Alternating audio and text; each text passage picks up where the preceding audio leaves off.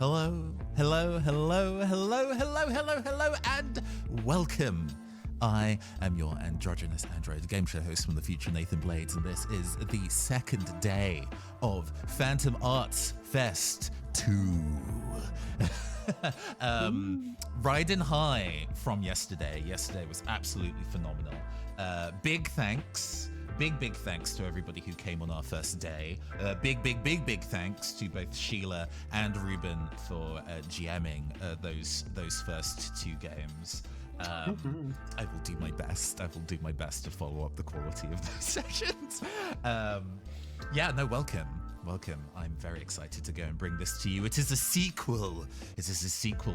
Last year, the year before last, we did Escape to the Void Sea, GM'd by Sheila.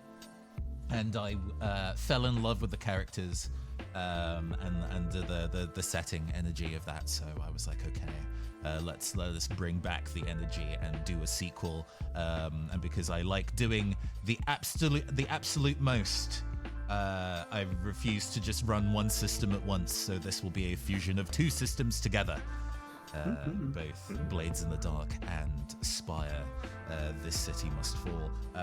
But before we go and get to more details about the system, let's speak to our players today. Going from bottom to top in the list that you see on screen, please welcome everybody, Captain Comic Geek. Hi everyone. God, I hate going first. So I feel the most. I'm bullying you. Inadequate going first. It's great. I'm just a player who likes to come help out. It's fun times. That's all I got. Hell yeah. It's a delight to have you here. I always enjoy the Gunpla and Lego updates you give in the Discord. It gives me life. Thank you for being here once again and reprising your role. Next up, we have Sheila Ornthalis. Hello. Hello, my name is Sheila Ornthalis. I am the Madam of the Come and Go Tavern, which you can find on Twitch, Twitter, and Blue Sky.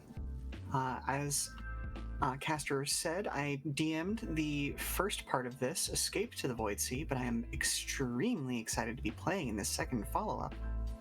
I'm excited to introduce a new character as a result of that. Yes, for real.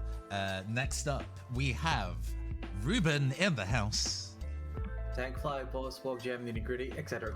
Hi everyone, I'm so glad to be here. Day 2 of Phantom Arts Fest. I'll be not reprising last campaign's role as Fish, spelled differently, but I will be introducing a whole new character, which I'm very excited for. And our final player, but not the final person I have to introduce, Tom. Hello. Hello. I've been looking forward to this for a few months. Great to be back on for it. Much fun times.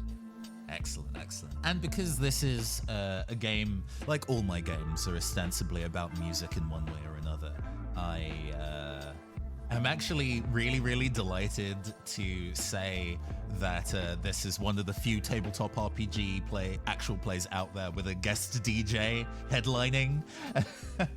I hope everybody got your tickets, that you will be in the mosh pit space, and that you will buy some of the band merch on your way in and out of the venue. Please, everybody, do say hello to the one and only Will Yule. Hey! Good evening and good afternoon, everyone. Hope you enjoy these smooth vibes. I'm looking forward to pleasing y'all's ears and taking requests for vibes and tones from the players. If there's a mood you want to hit me up and I'll do my best. Indeed. So I'm going to go and switch to the little credits scroll so you can get some of the information, or maybe even a little bit of spoil about some of the jams we'll be hearing today. Just to let you all know again, once again, that this is going to be a fusion of two systems at once. We are both playing, we are primarily playing Spire, but we are using certain elements from Blades in the Dark that I love too much to be parted with.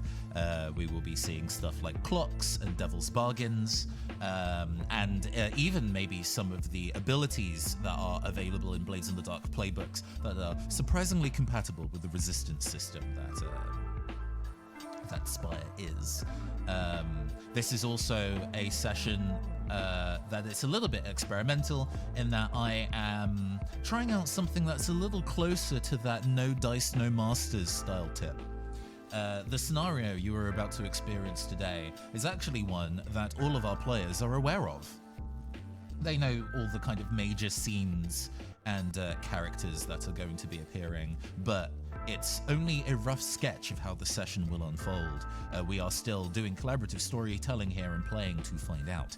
It may also mean that we will be having our players voice characters that are not their main ones. It may also mean that we will run into complications and issues that we did not prepare for. It may turn out that this idea is not a great one, but we live to experiment and forge new ground and try new things. And thank you all so much for joining me on this ride. You know you've made a big mistake letting me voice anyone. Hey. We've all developed new character voices as we go. Every so often I'm like, oh, I've learned a new character voice. This is a surprise to me. So hey, you know, we may discover new ones across this session and sessions beyond. This is a TV show pilot, after all. We may be cancelled after one episode, but I hope not. Something the idol. Okay, with all of that out of the way, let's listen to some radio, shall we? All right. Now, you're locked in to the smooth sounds of Golden Hour Radio. I'm your host, AU. I'm gold, baby. And what you're about to hear is a fresh blend of the hottest TTRPG flavors for the next 3 hours. We're trying to push the envelope here. A mix of games, a mix of time periods, a mix of music genres, brought to you by the fabulous collective Phantom Arts Entertainment. Following on from our last adventure, Escape to the Void Sea, we're taking the now familiar land of Doskvol and drizzling it in the gothic urban fantasy of Spire, the City Must Fall. Smile the widest, purveyors of party drugs, jazz music, and some damn good coffee are looking to make a change. Their reputation has been dragged through the mud, and they're looking for income, and quick. But there's an opportunity on the horizon. Ritualistic magic is now in vogue. There are 2 schools of thought that you'll want to know. The first is Electrovox magic. It's how I'm broadcasting this to you anywhen and anywhere you are. And then the second is ocean magic. That old, deep tradition. Soulful, in fact. The city's hungering for something that will solve their problems. The neighbors ain't helping, the government ain't helping, and the cops sure as fuck ain't helping. But metaphysics might. And the sellers of spells might just become the new millionaires. Now, a warning for y'all of a sensitive constitution. This is a cozy story about terrible people doing terrible things, perhaps for the right reasons. This is an improvised tale, but you're going to be running into descriptions of casual drug use, pointed bloody violence, medical gore, the psychological impacts of being an influencer, and magic causing negative effects on the mind and body. Don't let this harsh your vibe. Protect yourself. But for those of you still around, make yourself a cup of coffee and get cozy as we bring you Chant of the Void Sea. Now, I do believe it's time for our next radio segment. We have a special guest on the air for you. I suppose it's not so much of a special guest. They are here every week. But please do welcome the fabulous Dashia Locklear to give you This Week in Demonology. Good morning to all Dash's fellow witches and warlocks out there. First, a shout out to our sponsor this week. The Emerald Sands Casino is the hottest new place to be in Silkshaw. Cards, drink and fun to be had by all. Head there now and use the code SMILESWITHDASH at the main desk to get a limited edition charm, sure to improve your look at the gaming tables. That off, an exciting week starts today, everybody, marking the holy week of the entity named the Blood-Dimmed Tide, and although practitioners of their holy art is obscure to the shores of Doskvol, their effects on holding spirits at bay is well documented in the Liber Obscura. Ensure your electroplasmic receivers are set to a low frequency this week, or you'll find them oversensitive if not. Quick reminder to you all, Dash will be making a personal appearance at the Residence Roast this afternoon. It's going to be electric. Dash is looking forward to having a chat with those of you who secured advance tickets before the event. And finally, as always, thanks to all you who have sent letters in. Though we can only read so many out on the show, Dash savours every one of your kind and sometimes intense words. You know who you are, my little witches. In fact, I do actually have a letter here for you today, if you're interested in giving that one a read. Oh, please do, please do. Marvelous. So we've got a message from Curious in Crow's Foot. It says as follows. I have been following your exploits in demonology for the last year, and I have been fascinated with the prowess that you have made, especially when it comes to demon-human fusion and interaction. What should I be doing if I'm curious of having a demonic host of my own? Now, thank you for your letter, of course. Such interactions are exceedingly rare throughout the course of the field of deep magic, and Dash is somewhat of an exception to the rule, whereas a lot of research, study, and accident may have gone into it. I'd heavily advise any rugby practitioners that the average life expectancy of someone undergoing a demonic possession is measured in hours rather than, well, anything else. So, Dash's advice, just don't. Hey, you've been out here for quite a while. You've probably seen a lot of people fall those grisly fates. So, hey, if Dash is telling you to not fuck with a demon like that, then you best listen. But that's all that we have time for today on Golden Hour Radio. I have been your host, AU. I'm Gold, baby, and we'll see you at the Renaissance Roast. Later on. AU finishes the call, turns down the dial and powers down the Electrovox station. All right, that was pretty good.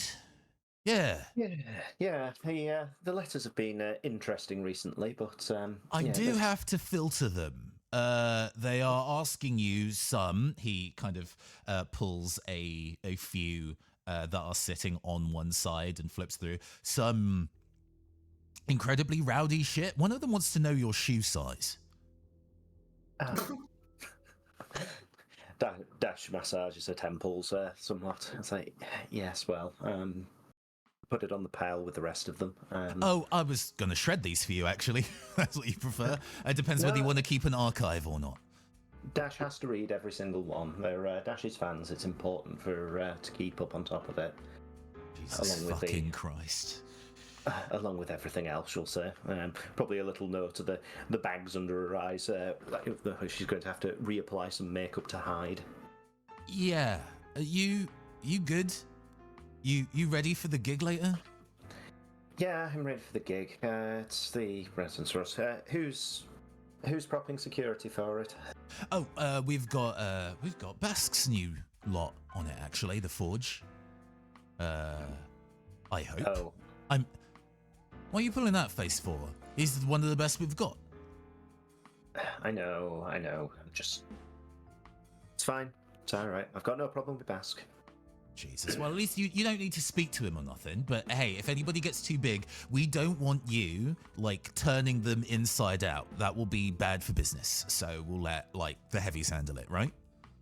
Yeah, as long as I can have a chat with them beforehand, just to warn them of the particulars. Dash will be fine, I'll say.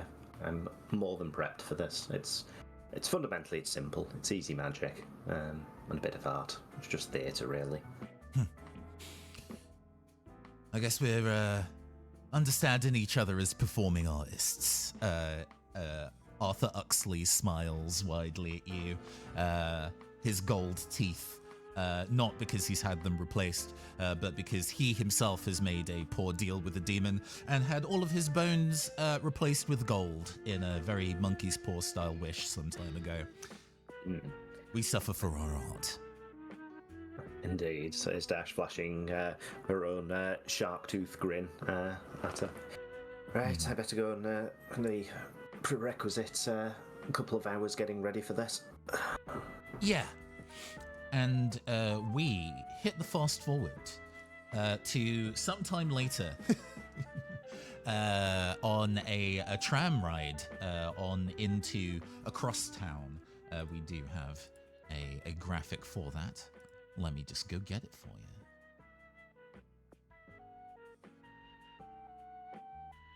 In the intervening year in Doskvol, there have been some leaps and bounds in how people have gotten around the city, most of which because in the ensuing chaos of every single gang running amok around Doskvol after the, I guess, lord of the gangs was shot. A lot of the infrastructure was damaged. So they've, in leaps and bounds, put in a tram service, which they had been meaning to do actually for years. But with the destruction, it seemed like the best time to just, get it up and running.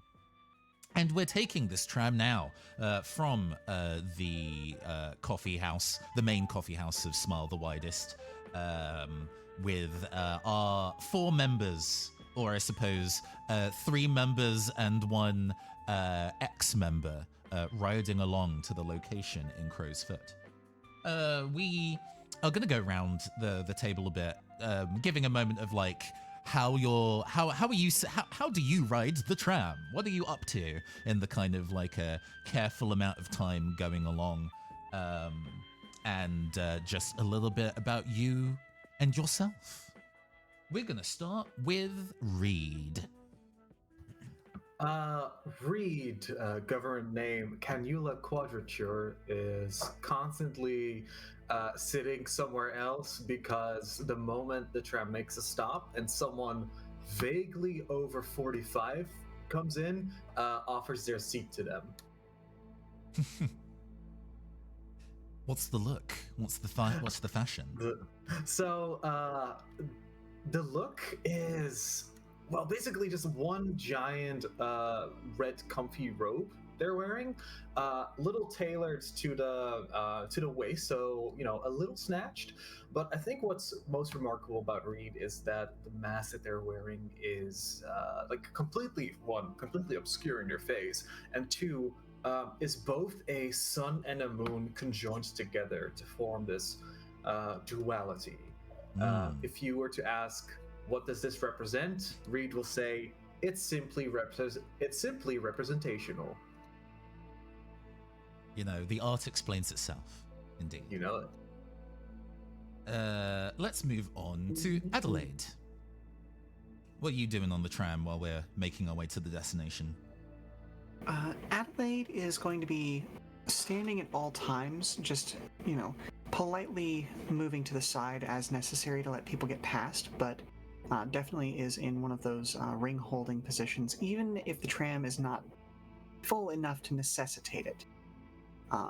Seems to have a bit of a restless leg that he shifts back and forth onto and off of.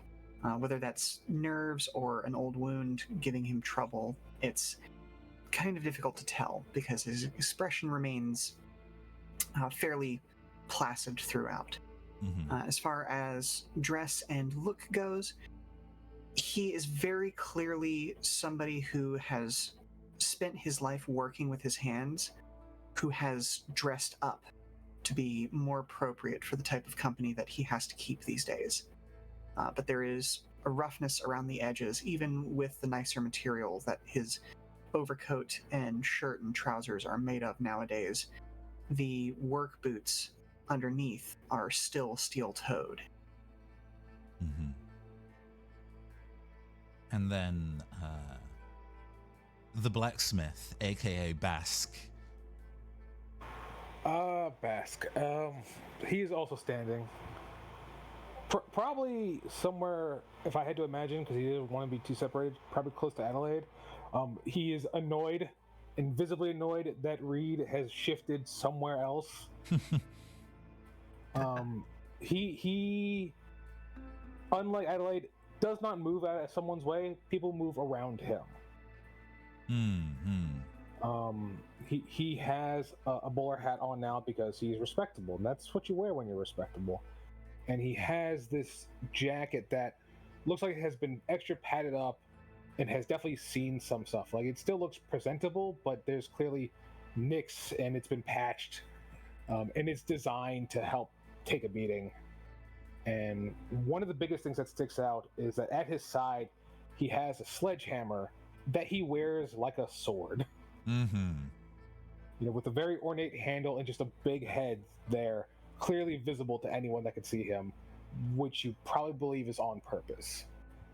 Hey, when it's the line of work that you're in, making a statement is important. And last but by no means least, where is Dash sitting? And what is she wearing? Dash will have joined the tram, probably with a couple of members of Smile who are there in the background to carry things and do bits in the oncoming show.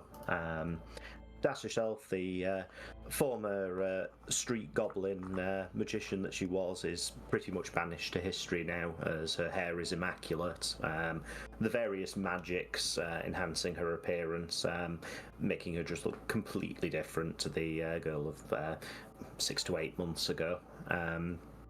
Currently, she'll be wearing probably quite a long jacket to cover the dancing outfit that she'll be wearing underneath that. I imagine with a large sort of furred ruffle on the top. And she'll be sat on one of the benches between these two members of Smile. And will be looking up with her strange golden black eyes, regarding, not quite wanting to say the first word. And in fact, a thing that I would like to do across the episodes of Chant of the Void Sea, because I enjoy the moments where the characters just kind of chat to each other about their feelings and what's going on. Also because probably a lot of shit has happened in the last year since Escape to the Void Sea. We are entering something called coffee time.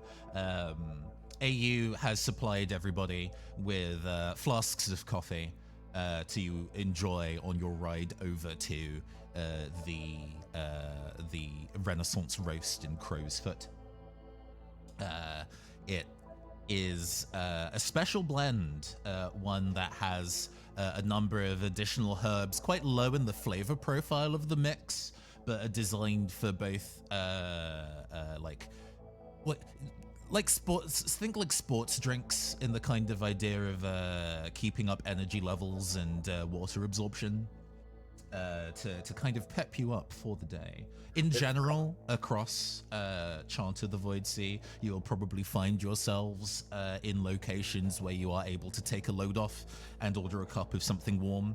And those will be the coffee times wherever they may happen. But in this instance, we're going to be having it now. So yeah, you've got a little while before we arrive at your destination, and Dash is hesitating as to whether she's going to make the first word or not.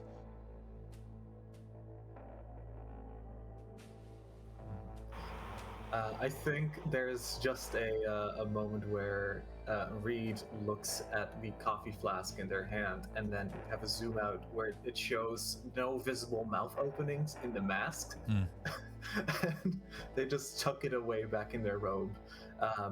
Then walk over to Bosk actually. Place kind of a hand on their shoulder and go, I don't know what's gonna happen, but recall our agreement. No one dies, okay? That's something you proposed. I don't know if I will live up to that agreement. If someone needs to go down, that's what happens. Listen, you have a sledgehammer, not a shotgun. Aim for the knees, I can fix those. Don't crush skulls, I can't fix what's inside them. I have a very good idea that you don't tell me how to do my business. Listen, you wouldn't be having a business if I wasn't fixing your ass every time you go out for said business. You're right. That's your job that you've been told to do. Yeah. Guess I'll follow the orders, boss. As we all have to. Mm-hmm. And in fact, we get a brief glimpse in the past, gathered around the Smile the Widest's main coffee shop, as AU gave all of you the rundown about what you're going to be up to today. All right, folks, you best get your smiles right and your big sibling boots on. This opening day for the Renaissance Roast in the Union is relying on us to make sure it goes down as smooth as a light roast brand on a Friday morning. We're on call to make sure that our new Union members look good, but you know as well as I do that we need to steal the show where we can. New eyes and new wallets and all that. Dash is going to be doing her thing with a live mural painting, and any other way you can think of getting new business on the books while all eyes are on us is a win. Although, not too rowdy. We don't want the Renaissance's owner to realise we're trying to pull focus. However, where they've set up in Crowsfoot, it was pretty recently gang territory. And with Dash's increasing fame in the art scene, there's bound to be like a weirdo or two showing up. So let's keep our heads on a swivel and see how good the blacksmith is at keeping his new crew organised, right? Don't know if I appreciate the tone. And let's be clear, I don't work for you. I mean... Our benefactor has asked me to contribute here, so I am. And we appreciate you, blacksmith. You feel that every time, considering AU and Busk go pretty far back, he's been resisting or knows better than to address you as Clarence, your actual first name. Yeah, I don't even remember, but I think maybe AU might be the only one who remembers his real name at this point. Mm-hmm. In instances where he's particularly emotional in talking to you, he might accidentally call you Clarence. But in this moment, you see him almost say it and swallow it.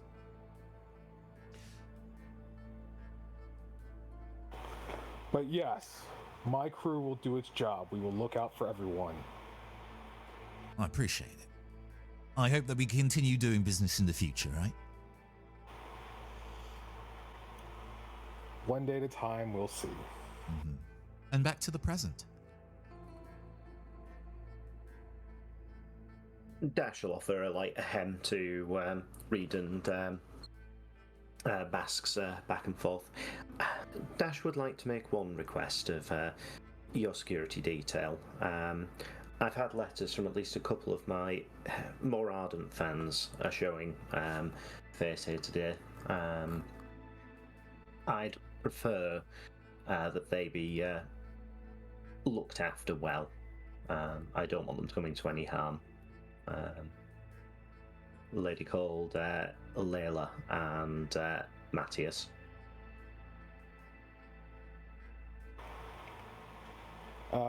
As Dash, real quick, did Dash always speak in the third person?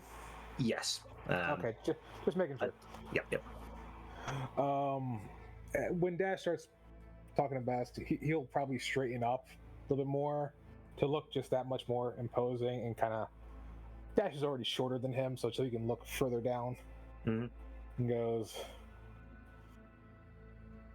understood. Your VIP list will be looked after.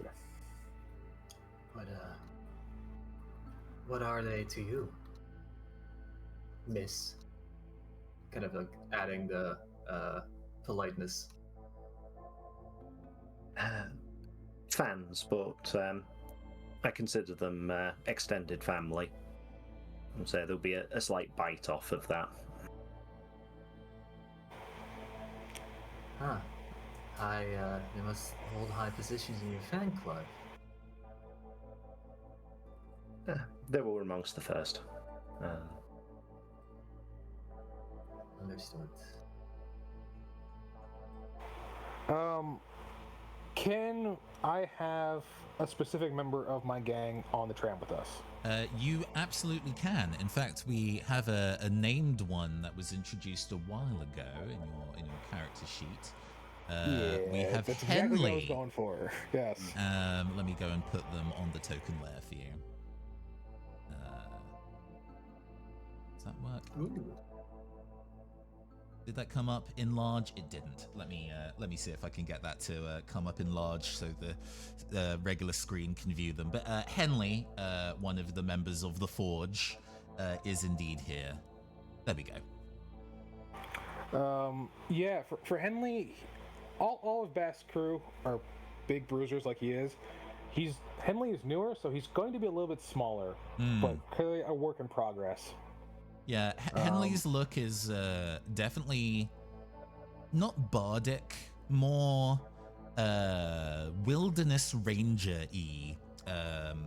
Doskvol is a very urban city. There is pretty minimal green space, and out into the further into like outside the city, there are some forests, but they are a travel away. You very rarely see people with the scent of the woods about them. And Henley, despite his small frame, does have something earthy about their presence. Yeah, so I will just, do a quick whistle and have Henley come over to us and go, Lady Dash. Yeah, what's up, boss? Lady Dash has a specific list of people to be looked after. Right. I need you to spread the information to all those showing up to job today that they are extra VIPs. Right. I can do that. That's no problem, mate. I got you. Lady Dash here? Just Dash will do, thanks. So it's Dash with a man. Gotcha. Yeah. He has his kind of hand against like the back of his neck, and his ears are turning red slightly, even behind the shaggy long hair. Yeah. Do you have like if you've got descriptions of them all, I can note them down and everything like that. I have character art for both of those, so you don't need to worry about physically describing them. They'll come up when they come up. Dash will rattle off a quick description that can be saved for later. Oh, interesting, folks. But yeah, I mean, at least Metis sounds like he'll be pretty easy to spot. Weird fashion sense. So I gotta ask, are your fans the kind of people who like to get like, handsy? Because we've got to obviously stop them if they like try to go on stage or whatever. As long as Dash isn't interrupted during the third act, second act, it'll be fine. Second act? He mutters to himself, second act for a painting, all right. But does not, in Soto, that's not addressed at you. Okay. They're not likely to be antsy then. That's good. It sounds like it'll be an easy job. I don't know why boss is looking so grim about it. He like does a get a load of this guy like thumb gesture back over towards the blacksmith. Don't know why he's looking so mardy about this. Bask will give like for those wrestling fans. Remember the Rock's eyebrow maneuver? He'll do one of those. Henley. Sorry, boss. All right. Just kidding, boss. He'll pull Henley aside a little bit and go, okay, look. This all work is serious work. You understand me? I'm trusting you with this. Yeah. I mean, I got this. I've clearly got a lot to prove. The rest of the old gang's built like a brick shithouse, so I've got to kind of show where my strengths lie in it. Hey.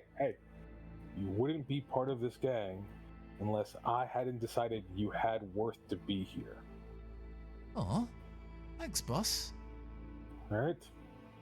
Yeah. If I give you a task, it's because I know you can do the task and fulfill it to its completeness to help better everything. Yeah. No, you got it. No worries. I'm on it. All right. And with that, he'll go and like, I guess straighten up whatever like shirt or something like that.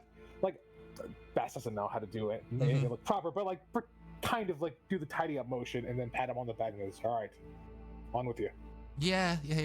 We got it. I think we're almost at the destination though. Adelaide has been pretty silent throughout these exchanges. Does Adelaide remain Yeah. quiet? No, I think he's actually going to speak up at this point, but he's mostly just been trying to observe what's like the interaction between the older members of the gang, or previous members of the gang, things like that, and he'll just kind of, chuckle under his breath and say, "Well, you folks sure are like a family. The better and for the worse." I think hearing that, you'll probably see like an extra like sour face on Bask.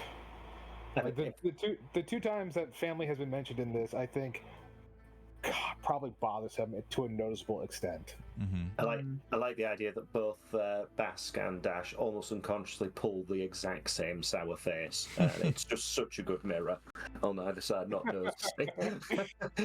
And you're not convincing me otherwise. He says, looking back and forth between the two of them. So, how's this work in the favor of the Union, shall we say? Indeed. A piece of information that all of you know is that Smile the Widest's main business back in the day was a coffee house that was also a purveyor of jazz music and fine and sometimes experimental drugs.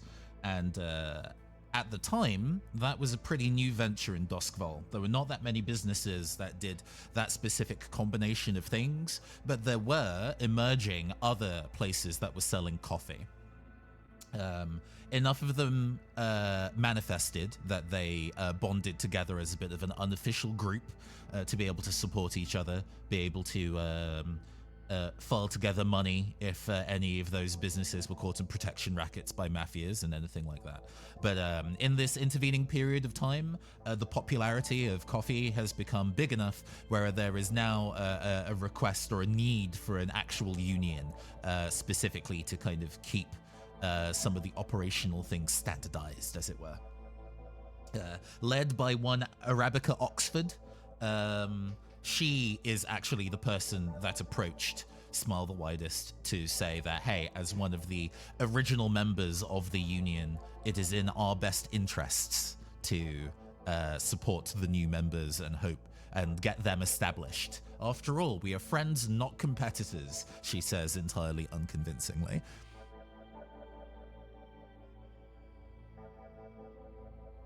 So yeah, about how are we trying to play this out today? Obviously, we have our star performer over here. He says, pointing to Dash. We have our head of security, and we have somebody who can. I'm sorry, what was your job? Patching them up in case the head of security had to take action. Yes, I'm here so no one gets sued for manslaughter. Ah, you know what? Fantastic. Thank you very much for being here for that. Meant no disrespect, just trying to clear things up. Yeah, there's like underneath the mask, there is oh no, this is just a genuine question. It wasn't sarcastic. Oh, okay. That's new. And My services will hopefully not be quite so necessary because, well, I'm here to talk things out. Or end them. Indeed. Adelaide has a bit of a history in terms of when it comes to organizational efforts among groups within Doskvol. But for now, the tram slowly comes to a stop, and you can hear over, well, not really an intercom. The radio magic is definitely more Electrovox magic is definitely more popularized than it used to be, but this doesn't seem to have a speaker system installed. But you can hear from the front of the tram, Crowsfoot, we have arrived in Crowsfoot. Everybody alight here for Crowsfoot Community Square. Our stop. Let's get on with it. I think as we get off the tram, you all see a smile on Adelaide's face, and he just kind of mutters something to himself. Nice that they actually have community spaces these days. And we move over. Is anyone close enough to like hear you whisper that? If you'd like to be, yes, absolutely. Listen, old timer, I'm not. I wasn't there for when there weren't any. What was that like? Well, it's mostly just a nice thing that they have noticed, and we don't necessarily have to make them notice quite so much anymore. People needed places to be, and well, like I said, it's good that they realize what's best for everyone. Agree with that. The gotta say, the union has been good for people of the flock as well. I'm glad we could be of assistance. There's a little nod of the head, and Reed moves on. So, Crow's Foot Square. We're actually out in these streets.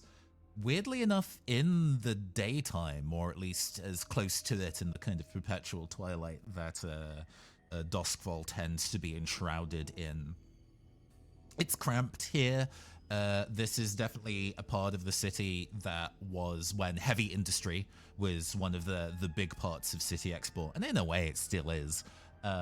They built a lot of houses very close to the kind of industrial spaces in the city, and needed to build lots of new buildings very quickly to kind of keep up with people moving in to work here, and then those people having families, and then making space for those as those families expanded.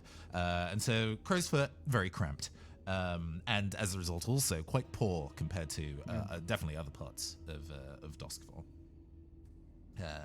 This, like, community square has definitely seen better days. There is a lone statue in the middle of the kind of in the cobbled area, and it is a bit of a walk from the tram stop. The tram doesn't stop here. There's a short walk in between.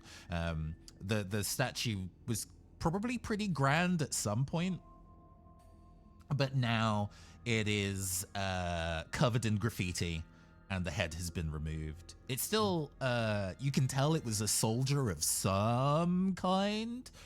Too beat to shit now to really process what soldier or what army they were part of, but they are still holding a large sword, gladius style, in the air, even though the head is no longer there. And there is, kind of uncharacteristically for how grimy the street is, a very jolly looking building.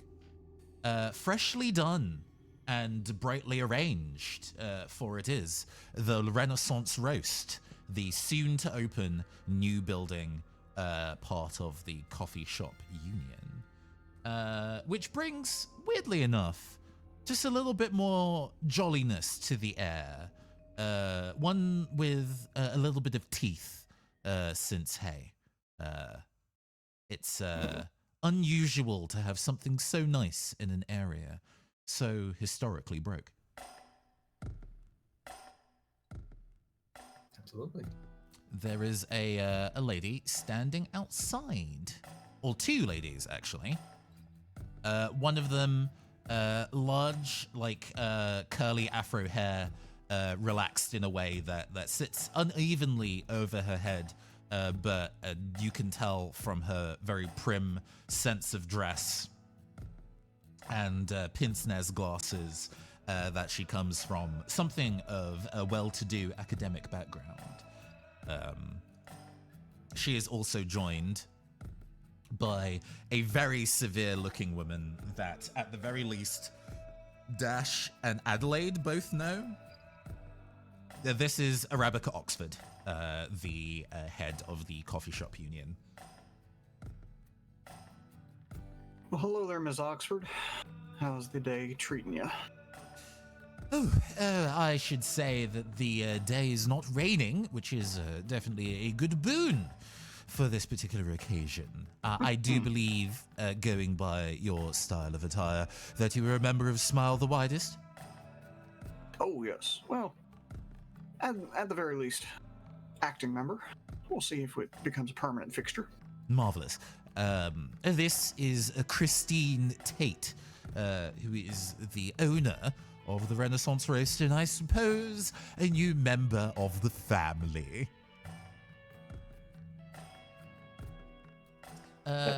Ms. Tate? Does anybody want to go and make I gave some kind of surface descriptions of these two, but does anybody want to find out more? Does anybody want to make a roll maybe to go and find out a little bit more about these folks? Sure. I think Reed is in the back, like the back seat, and kind of observing. How would you like to go and find out some information? In Spire, there are a list of skills and a list of domains. I'm going to use a combination of the two to kind of decide how many dice we are making for a roll. And in Blades of the Dark style, I will let you pitch to me what combination you'll want to roll, and we can kind of make a discussion about how to make it fit. So what you kind of use as your skill and domain will probably inform what kind of information you get. Then I want to, basically, Reed wants to know, you've been in church, girl? And I want to roll investigate religion. On whom? On, I think, Christine Tate. Okay, that makes sense to me. So, do you have any points in investigate or religion? Just the one in religion. Okay, that's perfectly fine. Make sure that those two, you click on the names of those two to highlight them in red. Then click on the roll button, and we're rolling just 1d10 in this instance. Let's fucking go. A 9. Nine's good. That is a firm success. You take no stress here. Okay. So your kind of primary question here is, hey, are you a religious individual? Yeah, I wanna know if I would recognize her from one of my own attended masses, or if she is known in any religious circuit.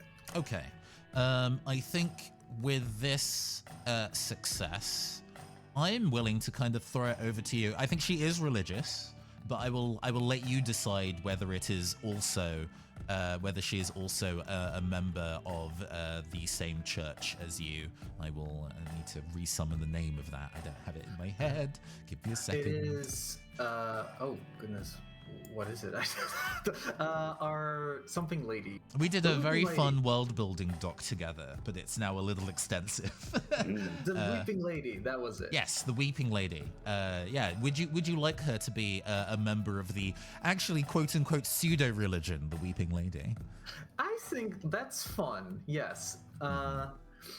And let's see. Yeah, I'll just take this information going forward. I'm not currently leading the any talk. Okay. But I'll remember this. Marvelous. Yeah. You actually see that with her kind of general prim and proper attire, she is also wearing the symbol of the Weeping Lady, an amphor on like a gold chain around her neck. I think Reed sort of like flashes theirs out of their robe to her and just kind of like puts it back. Yeah, even though you've not introduced, since Arabica has struck up conversation with Adelaide, Christine looks at you collectively and therefore sees you do it, but she doesn't necessarily immediately visibly respond, at least right now. She is kind of waiting quietly for her turn to speak in the conversation, which is maybe a little unnecessary when adults are having a conversation, yet she waits. Does it look like she wants to just like, when you're the third, it's sort of like the third wheel in a good conversation, and you're just kind of, you're exactly waiting for your turn, but you also, wish someone else would talk to me. Actually, with that 9, you get the impression that she was having a reasonably important conversation with Ms. Oxford, and that conversation has been interrupted with you all arriving. Even though you are relevant people to arrive, she is kind of like patiently waiting to get back to it, maybe. I think I'm going to lean close to Bosk and go, we just interrupted something important. Might be worth checking up on later. Just so you know. He'll give a head nod to like, okay, he'll absorb that information. Well, yes.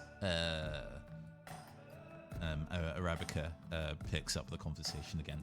How things are going to go? There is already a space on the external south wall of the Renaissance roast for your. She gestures her hand lazily in the air while she's trying to think of a word to describe your live performance, Ms. Locklear. That space has already been demarcated for you. And in fact, you also see that there is a table that has been laden out with a number of different brushes and rollers and inks and paints. Even kind of like a large concept of the idea of like mop writer graffiti, where you just dip a literal mop in paint and use that to that. Even that is there available for you, as well as a very uncharacteristically prim for the location cerise pink ribbon and a cartoonishly large pair of scissors. All right. That thanks you very much for the consideration. Love what you've done with the place. Really does stand out. Actually, would somebody like to be Christine Tate? That's perfectly fine. I don't think it would make sense for me. No, I'm happy to be Christine. So just checking for those. I don't know how to kind of do the balance between opening it to the table and letting somebody just put their hand up and go, ooh, I'll do it. And I think the latter is more exciting. So just jump in when there is a character appears who are like, yes, I will be them. Yeah, but maybe to sort of like breach the silence, we can be like, oh, should I take the NPC or should we like throw it up for a roll if no one's certain who wants to? But that might be putting people on the spot. Yeah, I don't want to force a roll on anyone. I'm happy to fill in any NPCs that nobody has a burning desire for. But Christine is like, yes, I thought that it would be interesting to take the joy of a good coffee to a place in Doskvol that might not have access to that kind of thing yet. Bask, I will say, you've been to this district enough to know that there are plenty of just like regular kind of like pubs and like low-end coffee houses that are here. They're not part of the union. They're just places that know how to make and serve coffee. Right. Yeah. I don't think he definitely would know much more about like a place to drink. Because that's something that's carried over from his past. I don't know if he'd because the idea is they're bringing a fine coffee establishment. Yes. True. Yes. Yeah, which is different than like the Joe you get at like a pub because you need to sober up. I think more than anything else, without needing to roll, you get the subtext of what she's saying, of that this place is broke and filthy, and by maybe opening this store, this place will become less broke and less filthy. Which I think I mean, I think in spirit, like Bosk is kind of for that because he wants to improve the city. Hey, for everyone. There are many different ways to crack an egg, I suppose. Yeah. I mean, on that note, could I insert Adelaide into this a little bit as well? Absolutely, please do. Because, and just kind of explaining his thought process, taking a little bit of narrative leeway, I think is the word I'm looking for here, that he might pick up on some of the same stuff, maybe not in that level, but his whole reason for being who he is making sure to like try and uplift people out of the forced squalor that the people who run the city have put the vast majority of the population into. And so, how well does anybody here know him? Are we wanting this to be like the first day that you've really met him, or maybe he's been around for a little while and maybe some of you know his visual tics? Yeah, does the gang know what Adelaide is about? Is a good question. I think we talked about how Bosk and Adelaide have worked together in the past. Okay, then absolutely Bosk notices the way that Adelaide's face gets a little bit stiff, but it's still in the pleasantry visually. And he says, well, I'm sure that bringing a little bit of brightness to the district will help improve things a little bit. Yes. But you can absolutely tell that he's now on edge. He is now on edge. Yes, I certainly hope so. If you wouldn't mind, Christine's voice actually gets a little bit louder, and she addresses Dash. Not extending the mural past the designated wall. I don't really want it on the front of the building at all. I can work within those limits. Well, as a Dash can work within those limits, sorry. Hey, hold on. This is premium art, though. You don't want that up front? Maybe it's because I'm not. So your boss, handler, and Arthur Uxley strongly recommended all of you as people who could help cement us in this part of the community and make sure everything goes well, and said that a good way of doing that is allowing the collaboration with Miss Locklear. I'm afraid I'm not familiar with any of your art, so I don't know if it would fit my vision to see it on the front of the building. It'll certainly be eye-catching. Dash will promise that. Would you like to roll some dice about that, Dash, to see whether... I think so. I think there's almost like suppressing a slightly mischievous grin. Can I offer something to maybe help with the roll? Oh, yeah? Ooh, yeah. Yeah. Well, perhaps you'd like to sort of be part of observing the creation of it and be able to give, I don't know, a little bit of commentary or make a decision later about whether Dash is able to extend it around the front. You know, maybe why make a decision right now? Okay. And I like that idea floating, because it will definitely affect the role going forward. I like that. All right.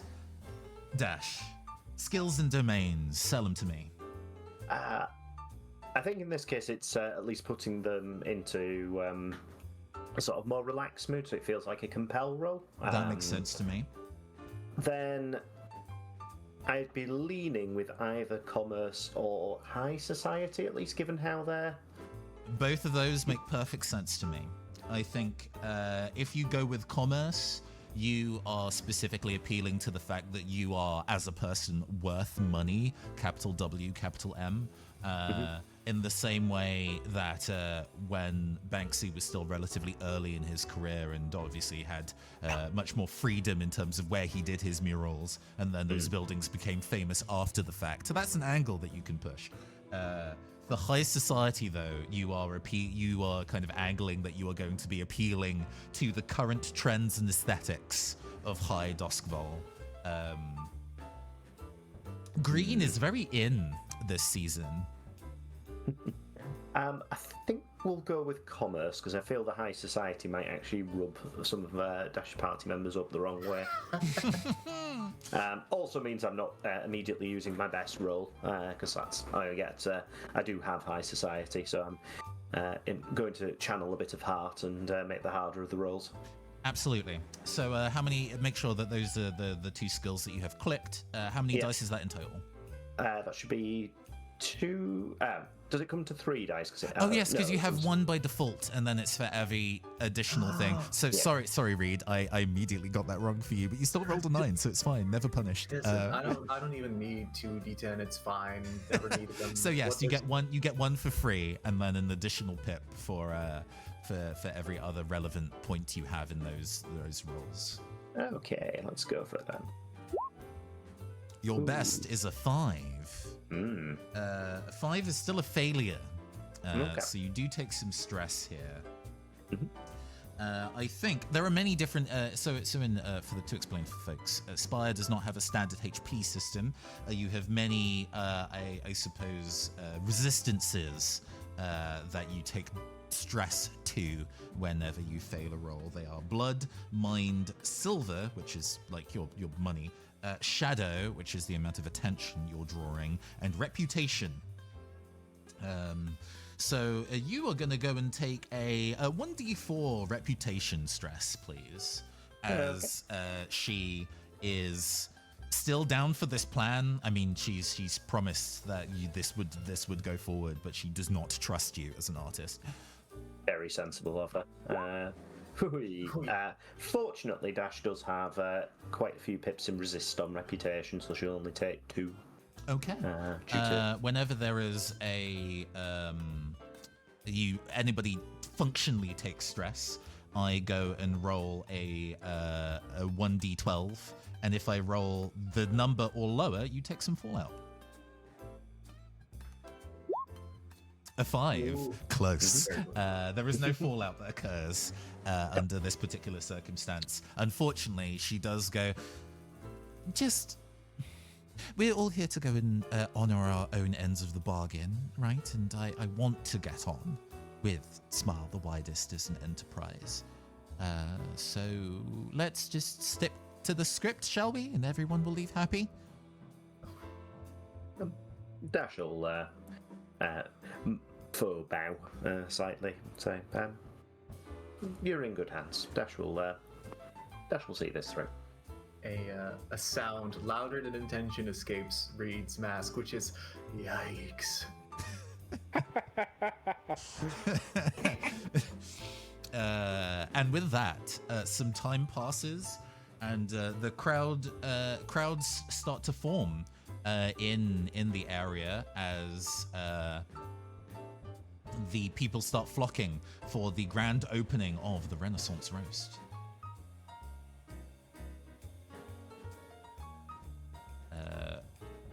Now, here's As- a question for you. Mm-hmm.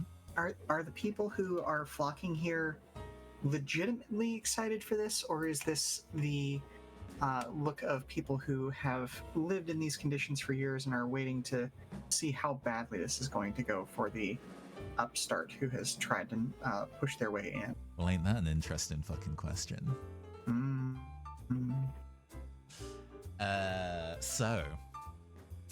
I think, at the very least, the place is actually buzzing. There are a lot of people here. Okay.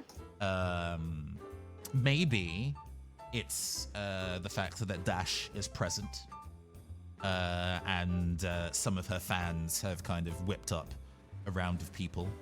But there is definitely a buzz of excitement in the air as the crowd is starting to fill, and we see Dash on the platform that's been made in front of the south wall of the Renaissance Roast.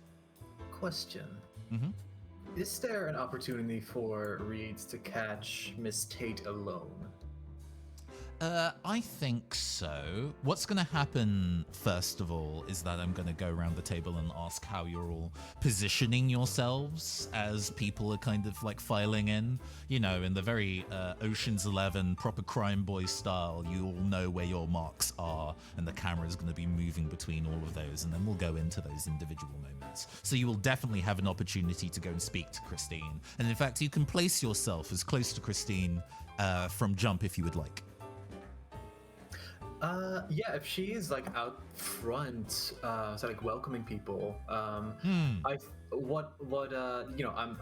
pushing for the scene, but I think just because of the way they look, Reed is like you have to like everyone goes like Reed, you have to stand outside and like hand out these flyers or like these like discount tokens. Yeah, tiny paper cups of coffee samples on a very nice tray that have been placed in your hands.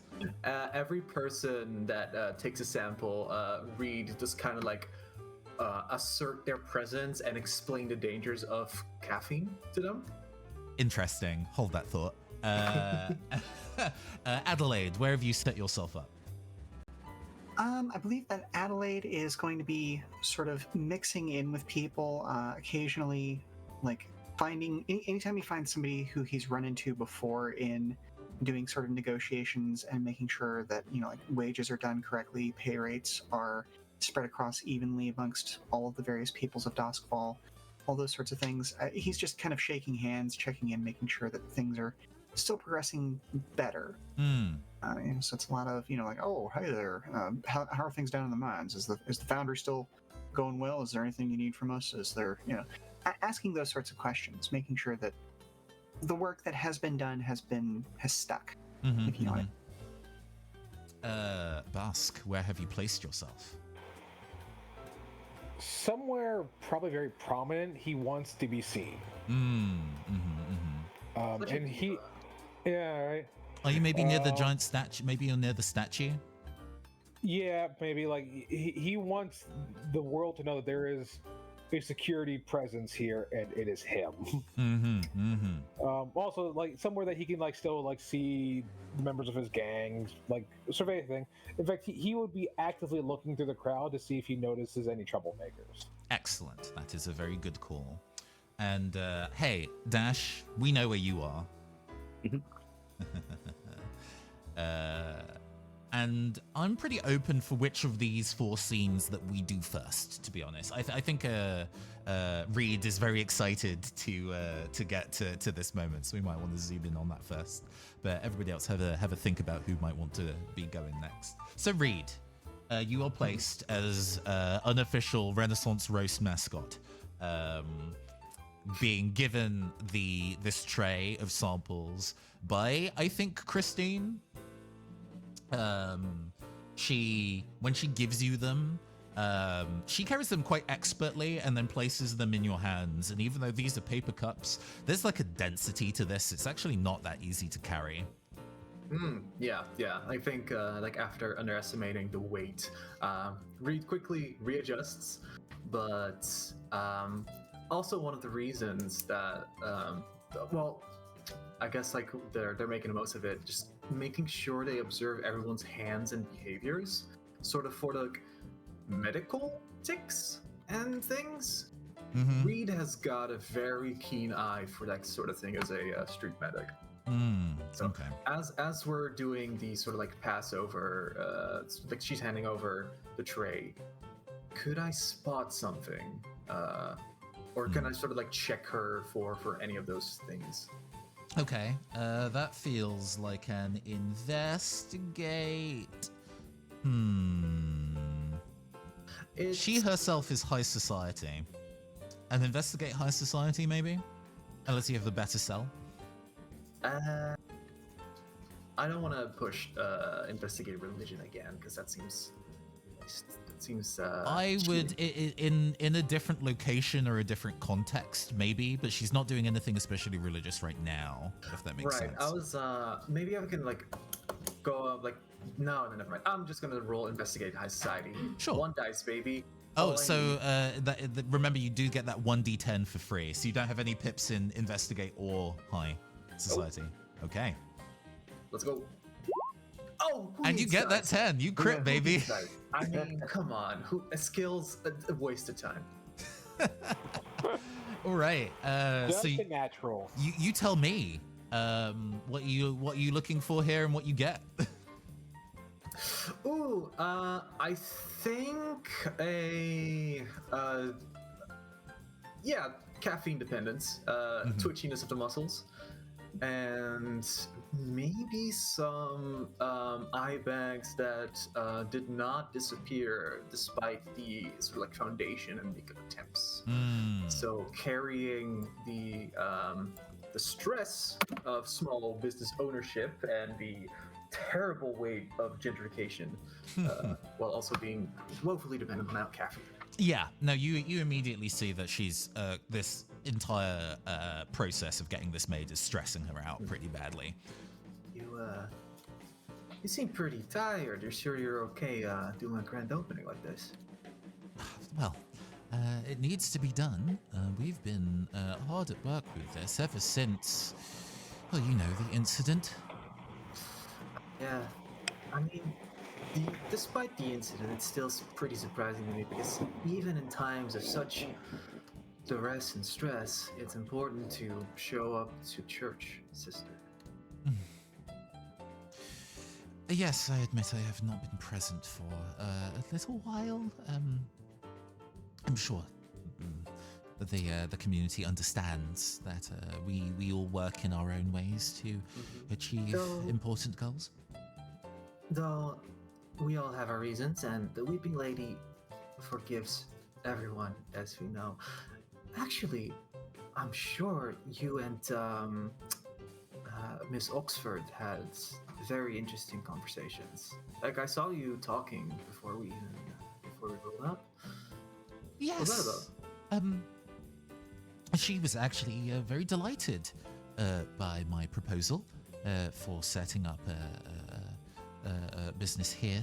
The Renaissance Roast is going to be a beacon of if this goes well, hopefully there'll be other folks from the upper end of Doskvol who will be establishing businesses elsewhere, raising the levels of the space.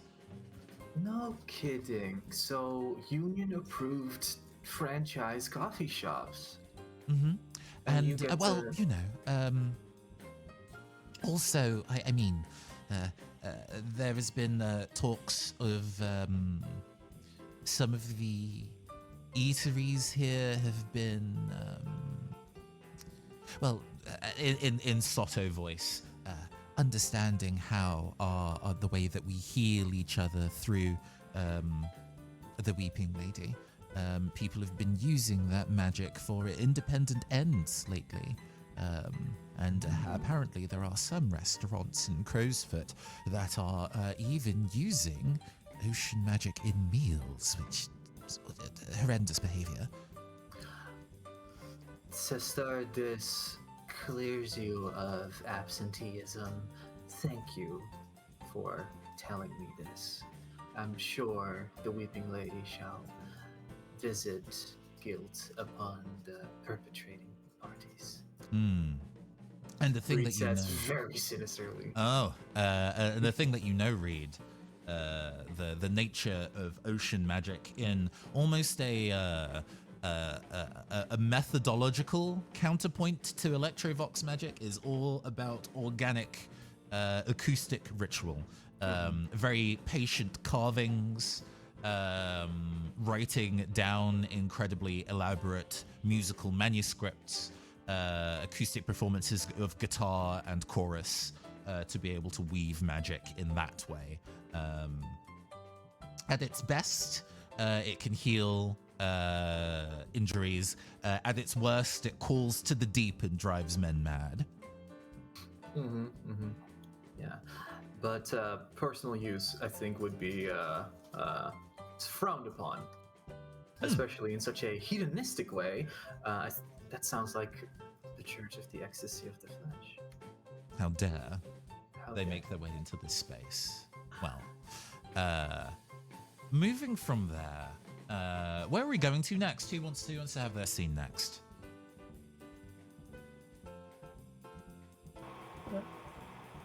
I can go next. Marvelous. Yeah. Can we oh DJ, can we have a determined jam for big business for big boys?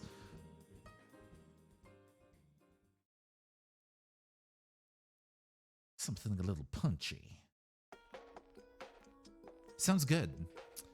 So Busk, you're staring out at the scene as the space starts to fill. You have your men of the Forge, the new gang, business. The line is a little blurry that you have set up after you left smile the widest for your own ends. Yeah, so currently the only thing on his mind is making sure this goes off, because that is the task given to his thing so that he can establish his reputation more. So he would like to investigate the crowd with low society. Like I said, look for any like troublemakers. Absolutely. What skill are we going to be using with that domain? Investigate, which I have no points in. That just seems like the most prudent one. Fair. I will also float you pursue. If they're depending on your method of trying to investigate the space going on. I mean, I have no points in either, so it doesn't really matter. This is more in terms of the answer that you'll get. So if you choose to investigate, that is you staying where you are and having a look around. If you choose to pursue, you go on a bit of a beat, or maybe even directly the view might move to some of your staff. Ooh, okay. I think pursue would be good, because he wants to be. He's established that he's a presence there, so now he's moving through the crowd. So yeah, I think pursue could work. Marvelous. So you get 1d10 by default. And then you add a die for each relevant skill that you have in this role, and it seems you have 1 in low society. Correct. All right. Roll that beautiful bean footage. As soon as the typing happens. Bah! Check account. Okay. Oh, you do not get it. Hey, what's going on with all these low rolls? Couldn't be me, Reed says. Be? Let's see. Okay.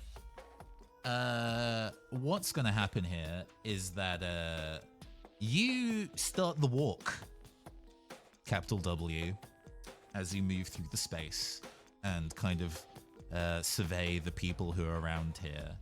And I think what this is not that you don't find anything, but you see a number of people. First of all, you see the people that Dash described previously. Matthias Van Roy, who is very elaborately dressed. He is wearing a very strange hat. Baseball caps exist in Satting, not that you have ever really seen any of them before. And a large kind of cloak with a hood that is patterned with tiny little peacock feathers in a pattern. It looks like it must have been very expensive to put together. Okay. You also see... Sorry, there's a number of people I'll be introducing very briefly. Sure. The Lila Mays, who's the other person that Dash mentioned. She is dressed as a Sparkwright, if I recall correctly. She is actually in the uniform of one of the gangs, is maybe not the right word. A business of anti-phantasm. A unit of anti-phantasm people. They specifically track down and find things that have been summoned by or attracted to Electrovox magic and dispel them. This is a necessary service. An NGO. I think for additional note, she's probably carrying a brace of Electrovox pistols, quite notably. Probably means people are giving her a little bit of a wider berth.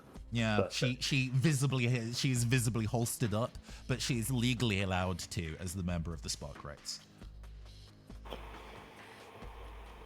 So I would say, well, I can see these people. Great. I think the question is if Matthias can see tattoos that are probably just poking out from my sleeves. Ooh, I love this, actually. Yes. Yeah. And Matthias comes over.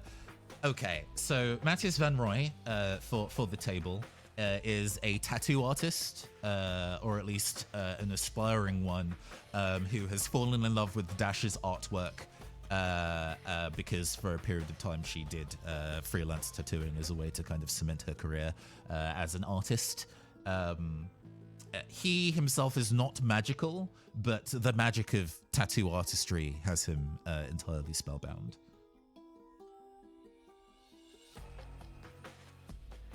Yeah, and for those who might not remember, because it's been a while, Bosk actually has like his forearms tattooed By Dash, yes.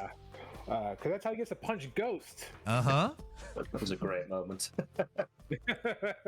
I guess his voice is kind of around here. I guess a little bit higher. Yeah, this'll do. He might not survive the session, so it doesn't really matter what his voice is like. No, he'll be around. A little bit of foreshadowing there. No, not necessarily. He's got good artwork. I mean, she'll probably survive, and not my crappy drawings. Hey, no. Some of these portraits were drawn at a period of time where my skills as a portrait artist was not as strong as it is now. Behold, viewer. I recognize the growth.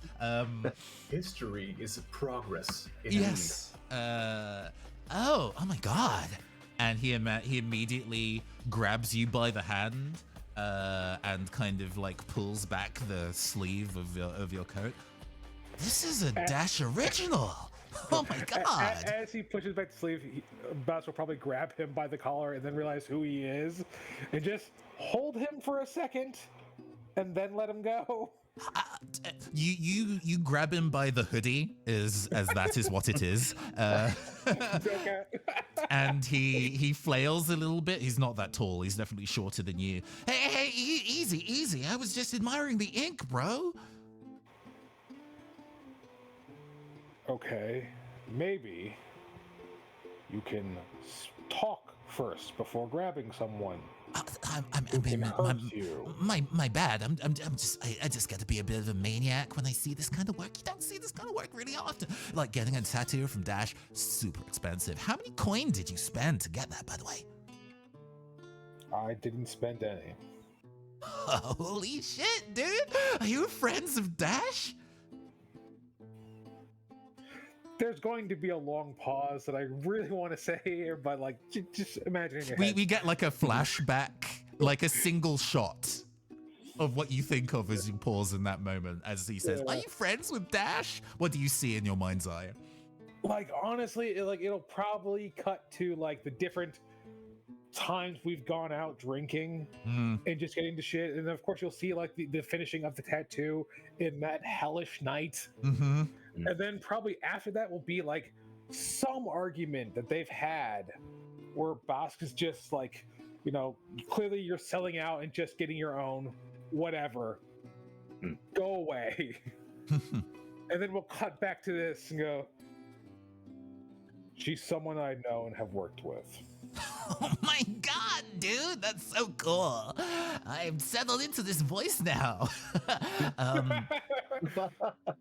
So, does that mean that you can, like, take me to see her? I mean, like, I've seen her before. I mean, she's, like, literally right there. But maybe we could get, like, you know, a cup of coffee and I can, like, show her my sketchbook. And he pulls out a sketchbook and starts flicking through it.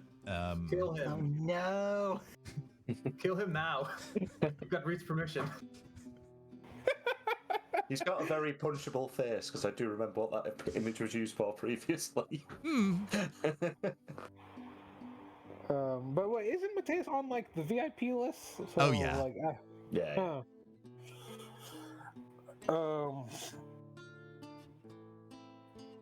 Perhaps not right now. Maybe Come after the on. exhibit. All right, fine. Anyway, like the show's about to start soon, so this should be fine. This is gonna be so cool. Oh my God, I have to talk to you after she's done. We're gonna talk after she's done, right? We will see. Hell yeah, dude.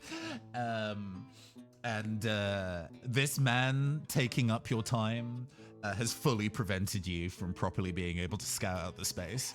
Yeah, that makes sense. And as we move to the stage, Dash, tell me, what does the setup for your painting look like? So there'll be an array of paint pots dotted around, and she'll have been supplied by a couple of the Smile employees a pair of very long paintbrushes. And we were going sort of with the mop thing, but they look like they're a lot more professionally done, sort of carved handles and that sort of thing. And she'll be sort of directing. It'll finish up with the two Smile employees sort of standing on either side of the of where the mural's going to be, with what look like a few additional larger buckets of paint, and with a slight shift of the shoulders. She'll dispense with her long jacket that she's wearing to reveal the I'll go with like a dancer's outfit almost. It's all gold lace and gauze, and she'll tie her hair up as she begins what's going to be effectively the initial prep work. And I'll possibly need a bit of a jaunty tune as this will be, if possible. And you address the audience. Ladies and gentlemen, thank you for coming wide and far to see the performance today. Will be a bit of an initial setup, and I'll start the painting, which we'll be calling the Doskvol baptism. I ask the audience to please feel free to chat amongst yourselves, but please do not enter the stage area, and enjoy. She'll twirl round, spinning the brushes with practice ease. She'll start dipping them into the different paints and start striking almost sort of weird angular patterns against the brickwork, pirouetting, arcing, and then pausing and doing sort of very strange spirals. I think as it goes on, it's not really possible to see what she's drawing. It's as this builds up, I assume other scenes that are going on in the background, it'll become almost like one of those magic eye images. Well, I've again, using one of the mechanics in Blades in the Dark, I have created a clock for you here. This clock, titled the Baptism of Doskvol, will fill as you progress in your painting and make rolls about it. You may not make the same roll twice. Okay, as long as it's a different variation of skills and domains. Yes. Then. So you can partially change one. You know, you can have the same domain multiple times or the same skill, but you can't make the same roll twice. So as you start your first part of the painting, Sami, what skill and domain are you using here? So this is initial setup, because the actual work that she's going to do is going to be pure magic. So I'm going to go with Fix and Occult, I think, for this one, as it's the... So, is this also a good time to maybe ask for a devil's bargain to keep the ball rolling? To get an additional... Yes, this is another Blades in the Dark mechanic that we are covering over. One of my favorites, the devil's bargain. Where anybody, not just I, another player at the table, can also suggest you get an additional die to your roll, but something negative as a consequence is going to happen, regardless of how well the roll goes. Yes, I will indeed offer you a devil's bargain. You get an additional die to this roll, but somebody's going to have a very stern conversation with you about your performance today. Okay, I will take that. She'll roll with 3 dice. Hooray. Okay, yeah, you got that 9. That is a full success, so we're going to go and increase this by 1 pip. And as you start the conversation... sorry, I guess this piece is a conversation between you and the canvas, darling. As you start the piece and move through, you start to get a headache and feel nauseous, and you realize that it is trying to have a conversation with you. You need to go and find a mirror somewhere. The bathroom of the building will do, but you need to go and do it quickly, or you are going to puke on stage, and that's no good for anyone. Wonderful. She'll reach a point where it's reasonable for her to put her brushes down and look to get refreshments, and leave for let everyone enjoy a coffee break while she wanders off. Indeed. For most people, when they have a sudden bout of nausea before performance or during performance, it's because it's an anxiety attack of some kind. Under this circumstance, though, you know it is somebody trying to call you.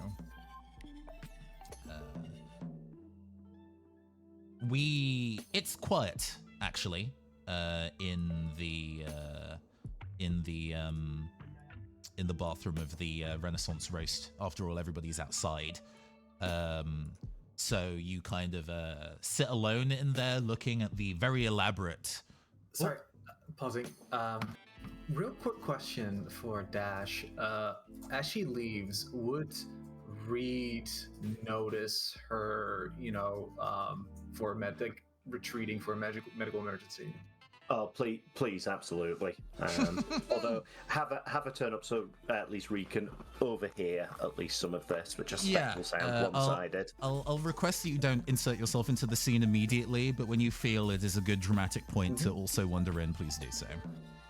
Awesome, that's why I asked. Resuming. Okay. You stare in front of the mirror, and the nausea goes away.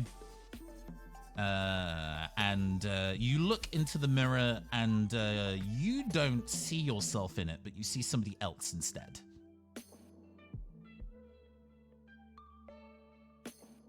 The entity that lives within you, Valpurgisnacht. A long time ago, well, a year ago, you... in a bid to save yourself and the rest of your crew from being attacked by bluecoats, you invoked Electrovox magic to summon a demon to come to your aid. A winged bat creature. And upon trying to dismiss it again, you took it within you, but it did not leave. It stayed there and made a home. It carved a place within your body to sit and has refused to leave for the last year. And in exchange, it's assisted you. I would love something in the Electrovox space, but fucking ominous if we got it.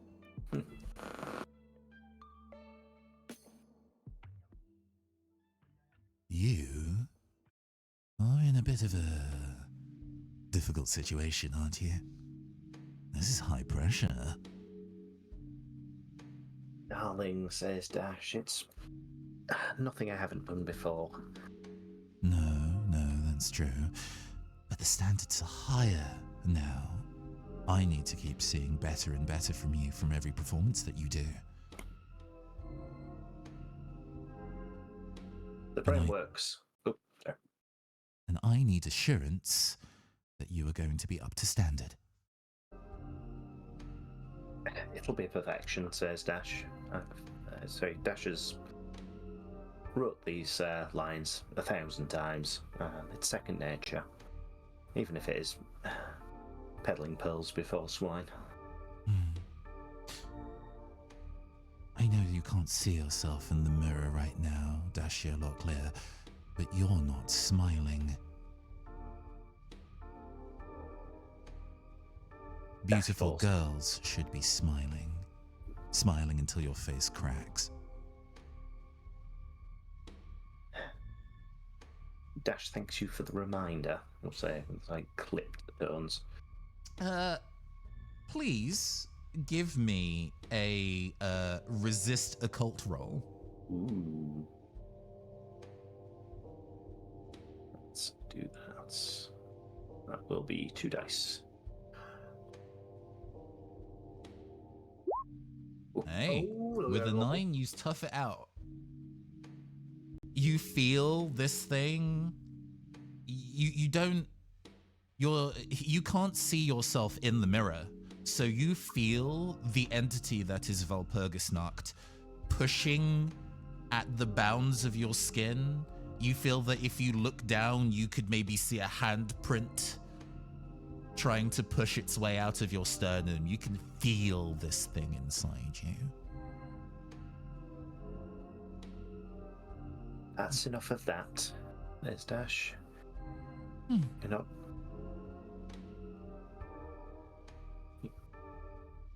Just keep smiling. Keep making beautiful art, and we'll ascend. Is what we both want.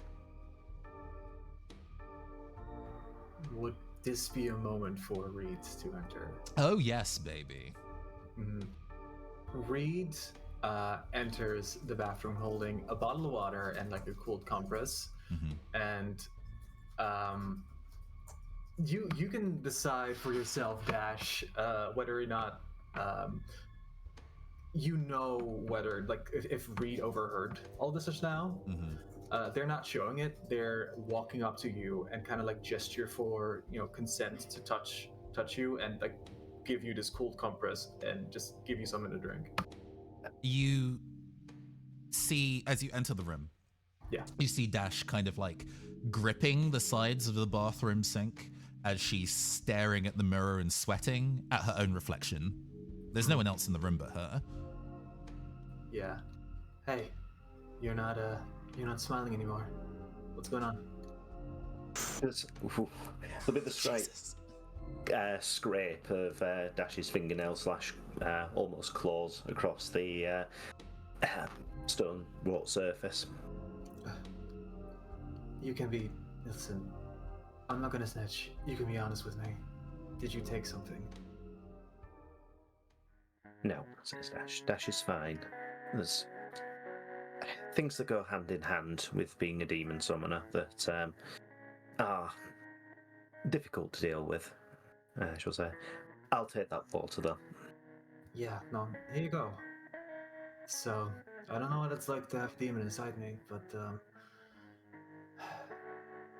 I don't think anyone should be dealing with that alone.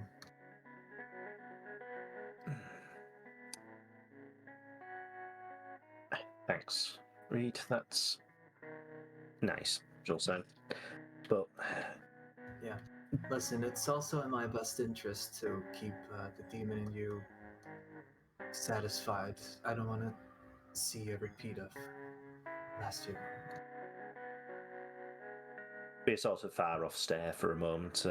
Dash probably oddly fondly remembering the events that probably terrified a large quotient of Doskvol at the time.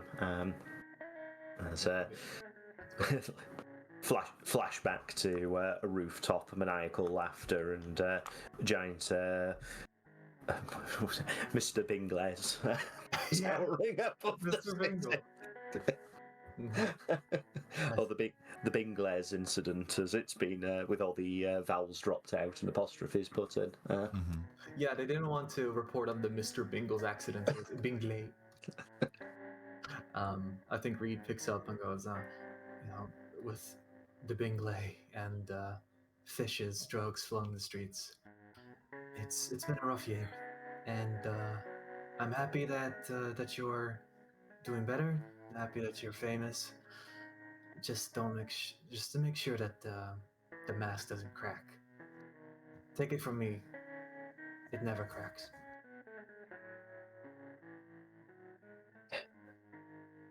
Dash appreciates your kind words, we'll say, but she has a performance that needs to do. We'll look into the mirror and fix her smile and probably down the bottle of water and practice ease over her shoulder into a bin and then head out. And as we return to the exterior of the Renaissance Roast, we are going to go into a 5-minute break. Off the back of that absurd amount of tension. Why don't you all go take a stretch, go drink some water, and remember, keep smiling. We'll see you in 5.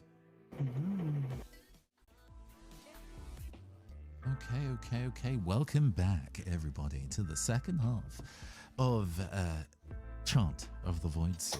I hope you're all having an incredibly vibes evening so far. This has been a very pleasant mixture of really chill energies and also swift flashes of oh no, oh no, which is where you want to be. Which is where you want to be in this type of game. At any rate, Dash has resumed her position back on the stage and is ready to resume painting.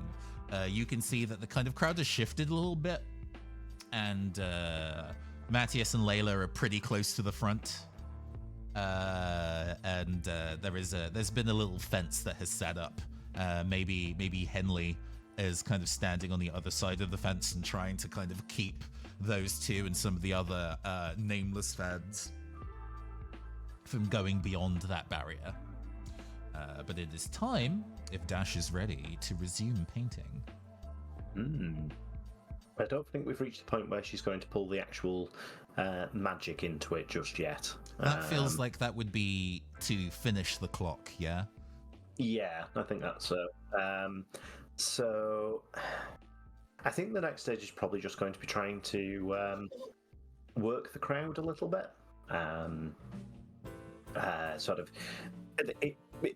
She's mostly finished the groundwork for the actual piece to pull the art through. So I think what we'll do is she'll wander over and probably start exhausting the dancing more than the actual painting itself. Ooh, okay. What does that feel like here? Is that like a routine that was added by like Dash's producer? That's one she loves herself. Yeah, something that literally just there to work the crowd and get everyone riled up. Maybe a popular song that a few people can join in with singing along to it, sort of like. Part of me almost feels like it's a deceive role because it's like this is acting rather than actual. This is not performance. This is not the making of the piece. This is full hype building. You are calling to the crowd and not necessarily making right now. So yeah, I can see a deceive. What's the domain? I feel it's probably low society. Deceive low society to get the crowd hype. That makes sense to me. Okay. Let's go for that. 2 dice. The 6. That is a success at a cost. You are taking some stress here. The work does progress, but you feel. One of your cheering or your kind of like call and response after the 3rd time starts to sound a little half-hearted, and in the back of your mind, you're slipping. Focus. Go and give me a 1d4 mind stress, please. Okay. Ooh, let me have a look what my stresses are. I do have one mind, so it's only 1. So I want to do something here. Okay. From the crowd, or like still from like the mascot position facing away from the stage, Reed is going to cast Our Lady's Kiss, which I mark D3 mind stress, and then Dash gets to heal D6 before rolling for Fallout. Ooh. Okay, go roll 1d3 mind stress for yourself. Oh! Okay. Ouch! And go roll 1d6 recovery dash. You can split this between your stress tracks, as I understand. Okay. I'll do that. 4. Nice. I think this does put you at 0 functional stress. Yes, it will. So Okay. it'll clear off my mind, and as quite appropriate that the voice of the lady fends off bad words from a demon. Okay, yeah. What does this look like? Reed clearly feels that there is something in the air amiss. You are unaware of specifically what, clearly, but Yeah, I think maybe like a little sunshine seems to hit your face just right, despite the fact that you're indoors. It's like a sunlight that is cooling for some reason, and you can tell because you're very magically attuned that this is like emanating from Reed's will. We'll probably catch that almost momentary thanks and relief crossing Dash's face as she'll head back to continuing her act. Meanwhile, in the crowd, Adelaide. Do I roll for Fallout? No. You only roll for Fallout when you fail rolls. Gotcha. That's just some free stress that you have to make that Fallout easier next time. It's a surprise tool for later. Adelaide, as you are kind of like moving through the space, Yes. somebody bumps into you. Oh, pardon me. You glance over your shoulder and you see someone you're not surprised to see, but you're not happy that you're seeing them.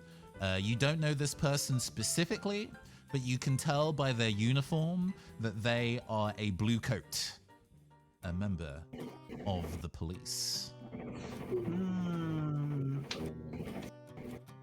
They are very stylish, actually. They are not wearing the uniform correctly. They seem to be wearing the uniform intentionally incorrectly to show off their physique a bit better. Big bottle glasses obscure his eyes, and his haircut is thoroughly bizarre, but clearly designed to draw attention to himself. Ruben? Yo. This is Stochastic. Of course it is. So I will leave you to voice this character. Okay. Before we go in, the angle. I need an angle. You know, what's this guy doing here? So Stochastic, we won't go into the finer details of what he is and what he's about because hey, people might we might want to reveal that during play. But he is clearly here to go and like observe the circumstances, maybe have something to go talk about later. But if things are in a position where he could call additional blue coats to make themselves look good and make people that he doesn't like look bad, then that's just a great day for Stoke. Why are people peddling caffeinated wares here? You know that's not good for the body. Basic, classic, trying to dilute, poison everyone, trying to get the people against us, supplying drugs, flooding the streets. We need more blue coats. More blue coats! Now, hold on there. Hold on. This is a fine establishment. This is a well-prepared sort of business, and on the up and up member of the union. Excuse me, may you please identify yourself? Oh, I apologize. My name is Adelaide Deepwell. I am a negotiator on behalf of the coffee shop union, as well as a number of other workers' interests groups. And on that note, it's one of the biggest things we've been pushing for is better hours and more respect of people's spare time and those sorts of things. And you bring up the fact that it is such a shame that caffeine has become such a necessity in the day-to-day working life. Perhaps you feel the same way, that people should have better access to reasonable working hours. Am I understanding that correctly? Stoke slicks his hair back and goes, I think people are just lazy. Oh, you might find that a little interesting of a conversation piece, given how hard people work down in those mines, you know. But we're talking about miners, real Doskvolians, not coffee shop going. minis. Well, this might be a little bit fancier of a drink than some of the swill we take down in the underground, but hey, caffeine's caffeine, you know? Well, what are they putting in the caffeine is what I want to know. That's what Stoke Castley is here to find out. Well, I think most of the things they're adding here is along the lines of milk, sugar, various other flavors. This feels a little too tea shop for me, if you catch my drift, but it's probably about the same. Mm-hmm. You know. So, Adelaide, what's the play here? We can to raise something you don't need to take, but just to highlight is an option available to you. You can use connections with NPCs to do roles on your behalf, which if they fail, you do not suffer fallout from, and they may be in a better position to do so than you if it's something like that. That is Arabica Oxford is currently present as a member of the Coffee Shop Union, as the leader of the Coffee Shop Union, and is probably in a position to make other rival enterprises fuck off. That is fair, and if I can catch her attention, definitely something I'd be interested in doing. Heck yeah, we can pull her into the scene even if you don't necessarily use her for a role. She comes up. Is everything all right here? I'm hearing some raised voices while the art is being performed. Oh, we're just having a conversation about the what would you call it? The pluses and minuses. As much as I like to talk, I sometimes need to search my words. The beauty and the underbelly of coffee as a beverage and its proliferation through the city. I see. I'm very much for it, but that's coming from someone who drinks it like mud. If you'll forgive my simplicity, So maybe you can kind of inform our general acquaintance here, Mr. Castic, I believe it was. The Castic, exactly. Running the Voice of Doskvol, most popular and most truthful radio station in Doskvol, using only the purest, most Doskvolian of Electrovox energy. I'm sure, friend. But he's a little confused as to how useful and how delicious it can be, how good a thing it can be. Oh, I see. Well, Mr. Castic, you appear to be a member of the Bluecoats. Your jacket is a little askew. I wear it because I am a sovereign citizen. Like this. Oh. I adhere. Are you saying you're not directly a member of the Bluecoats? I would never. Well, Mr. Castic, let me inform you that we do supply the many Doskvol Bluecoat stations with their supply of coffee at a very competitive rate, and I'm sure they will not be pleased to find somebody who was responsible for the raising of the price. He leans in close. You're not talking about Lieutenant Oliver, right? I don't think any members of the Doskvol Bluecoats would be pleased if their coffee has suddenly become more expensive. We're in a position here. Adelaide, you can choose to kind of lean in on the pressure here and make a roll yourself to maybe try and intimidate Stokecastic down or get him to fuck off. Or you can leave it up to Arabica Oxford and kind of call in a bond favor. She'll be rolling 2d10 for this. If this roll fails, there will be a fallout roll at the end of the session to see whether it affects their relationship. I can offer you a devil's bargain. Oh. Okay. What you got?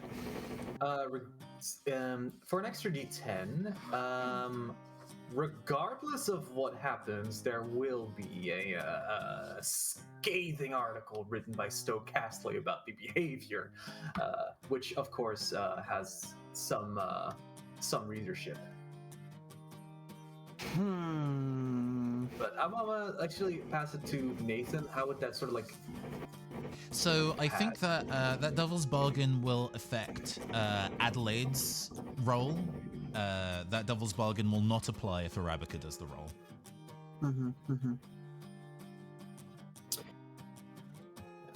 So Let basically, me. expect a liberals. Oh yeah.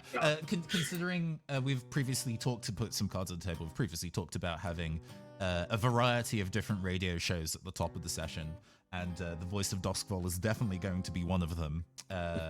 That might inform what the start of the next session sounds like, which is very funny to me. Okay, I don't think I need to take that Devil's Bargain, believe it or not. Okay. It is definitely an interesting one, but I don't necessarily want to risk, losing this bond here. So can you remind me what the line was that we're leading in with this? So ignoring chat.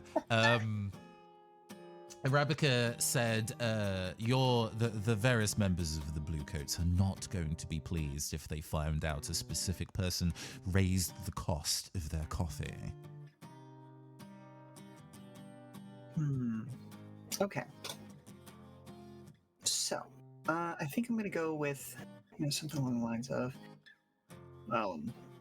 making sure that all the prices are right is a huge part of what the union deals in. Making sure that everybody's getting paid and is paying their fair way, I'm sure you can agree, is a very important part of the individualism that, your program stands for, is making sure that everybody gets what's theirs. Am I right? Well, hard to disagree with that. I think we understand each other. Should Live we and let roll? live, as it were. Okay. Ruben, I will ask you, who being the person who is voicing Stokastic, do we want a roll to be made from Adelaide here? I still think let's go for a roll. Like the absolutely. pablum here is not enough to dissuade Mr. Custom. So yeah, pitch to me how you want to approach this, Adelaide. So let's. Compel also looking makes at my sense to me advances. as a form of intimidation. Yes, I believe you are correct there. Let's see. Domains-wise, this has to be an order domain. Oh yeah. Strong smell of bacon coming off this guy, even if he's not a cop himself. That being said, I do not have any pips in order. However, I would like to invoke my Force of Personality advance, where once per session I can declare that I possess a domain or skill that I don't actually have, and I'm treated as if I have it until the end of the situation. Okay. That means including your base 1d10. Do you have Compel? I do have Compel, yes. Then you're rolling 3d6, baby. 3d10, rather. Sorry. Don't roll d6. That'd be very bad for you. It would be very, very bad. Like choosing not to roll any full successes. Just give me a d6. Why is the button not working? That's fine. I'll just do it manually. Excuse the clickety clack that's about to No, happen. you're good. While you're doing that, I once saw somebody who made a custom resin dice of a d20 that has no 1 and no 20 on purpose. So it is a cursed die. That did roll for me. You rolled a 3d10 and got 3. It doesn't look like it actually rolled, though. It just rolled a 3. Do you want to just roll a regular 3d10 and ignore the keep, and we can? Yeah. We'll mess with that. There we go. Okay. Heck so that's nine, 9, is the best. baby. Full success. Excellent. All right. So yeah, at the very least, Stoke respects this threat being made. I think what happens is, like while the conversation is going on, and there's like clearly Stoke is losing the argument, because you're coming with actual arguments, I think he goes like, well, you know what this establishment really needs is a little bit more music, a little bit more entertaining, and let me be the one to provide that to you as a show of goodwill from the Bluecoats. And he hands, I think to Adelaide rather, to Arabica, a mixtape that Oh my God. says Stochastic's Fire Beats. Well, I'll be sure to pass this along to the interested parties. Mm-hmm. Make sure this gets airplay on your liberal union radios. Well, of course, I don't run the stations, but if they see fit for it, we'll see what happens. Does Stoke stick around to watch the show? Absolutely not. There's no there's no angle of drama here. Okay. And with that, Stochastic bucks off. Nicely handled, Adelaide. You visually just see him lose a little bit of that calm facade. Mm-hmm. He says, I do not like when people come poking their noses where they don't belong. The feeling is mutual. All right. And we move back to Dash, and then we'll get to Bask, and then hopefully shenanigans will be continuing to occur. But Dash, your third role, what are you doing, and what are we putting together? So this will be the shock moment for the audience as Dash has finished her psyching up and all the complicated and intricate designs that she's set on the wall. Mm-hmm. And a perceptible nod to the two members of Smile who've been standing at the side for this entire event. They will pick up a couple of the buckets of paint and will just throw two huge dollops of black paint, which will dribble down the wall and completely obscure the imagery that she's already put there. Mm-hmm. So I feel maybe a roll's required at this point. I don't Oh know if yes, it's Dash as that you continue makes to work on it, you make it a roll. So yeah, what Okay. I want to offer a Devil's Guardian. Uh-huh. You get an extra D10, but either Miss Oxford or Miss Tate have doubts about sort of like the franchising of such art. Oh yeah, you are absolutely getting paint on the front of the building, which was expressly not asked of you. That seems very fair. What do we roll for this one then? I mean, I like a fight roll here. Yeah, it feels like this is auteur. It's very completely unexpected and designed very much purely for shock value. So definitely fight, and I would take a fight occult here. Yeah, let's go for that. So that is going to be a whopping 4d10. Oh, well then no whammies. Don't fuck it up. We'll take the Devil's Barden, of course, because you know why not? It's always funny. Hey! I fight with a cold. Oh, look at that roll as well, crikey. Oh my god, not a single failure. That's a very good roll. Okay, yes. So yeah, the artwork is almost done. And this is a big moment here, so we're getting a lot of shock of this. And now I need to ask in advance, because I think this is also going to affect the musical tone.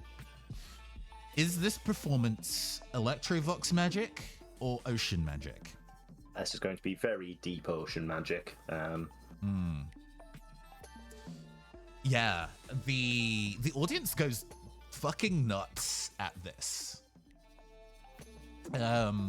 Both you hear audible gasps from both Matthias and Layla. Oh my god, dude! What is she doing? Oh, and Christine immediately. Oh my god, the front wall! What the fuck are you doing? Excuse me. Yeah, you just get a little bit of a water bucket, maybe some sponges. It'll be fine. She starts moving towards the front of the stage to stop you. Both Matthias and Layla are like starting to prepare to clamber the barrier. Chaos is on the cusp of exploding out here. Blacksmith, what'd you do? Okay.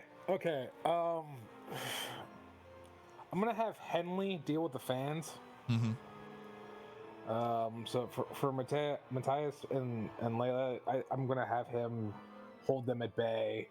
I will probably stop the Christine, because this is the job. It's already been paid for. You cannot be up here. Okay. We're going to use the bond rules for Henley. I think he's going to be rolling 2d10 in his bid to kind of because since it's happening separate to you, you're asking a member of your crew to do something. I got it. Hey, he crit. Nice. So it's that speech I gave earlier. He's very yeah. He's kind of like I'm not going to fuck this up. This is what I trained for. And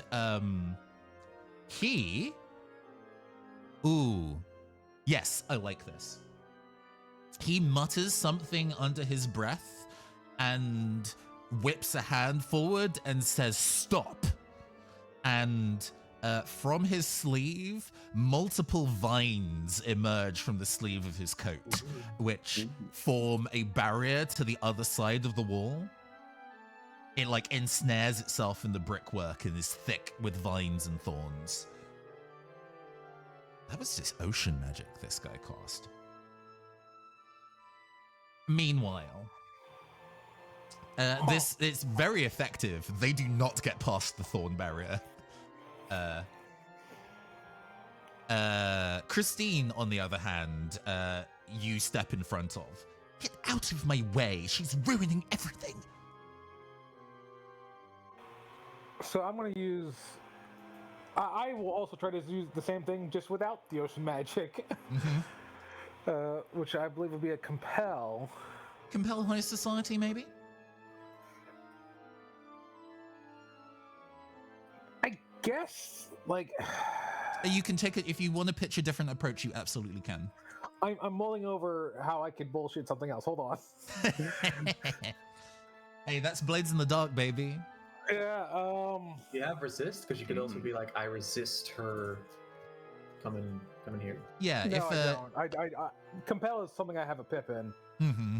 The question is, could I use crime with the threat of violence? Because I am she's high society. I'm very much not.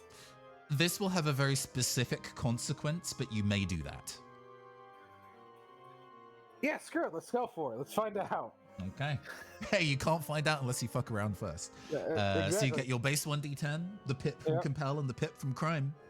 All right, before we roll, dice, look at me. Look at me. You've been rolling shit for me all game. I need you to turn it around. Shazam.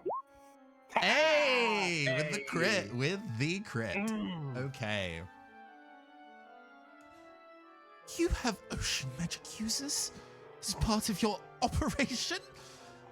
She's panicking and genuinely looks scared. Quick question for the ocean magic. I assume Dash is doing something big. Does that resonate with other ocean magic things? My question is, would my tattoos be reflective of the energies being whirled about? I will let you decide that. I think because they're designed to punch ghosts, and ghosts are more of an Electrovox thing, I would say no. But if you want them to be ocean themed, I guess the process of carefully tattooing a piece into somebody is very, very much an ocean style thing. So I will leave that up to you. They are ocean magic. Mostly it's for a narrative thing, because she's not a ghost that I know of. Also pulling up a hand of stop. and being this terrifying thing, because crimes. Yeah. I think probably as I put up my hand, you could, if a big enough energy is being done by Dash's ritual, the tattoos might start to glow under the sleeves. Okay, right. I like this. So, Yes. as this part of the performance goes, there is a surge in ambient ocean magic in the area, which is clearly augmented what Henley intended to do. Since both of you crit, actually, I like the idea that the crit is the whatever ambient ocean magic is occurring on you has just suddenly heightened for a flash. And your tattoos royal with purple and midnight blue as you put a hand out, and it makes the pendant that she has of the Weeping Lady, who is also an ocean magic attuned kind of church, also glow, and she screams but does not advance further. She is freaking out. Oh my god. Mission accomplished.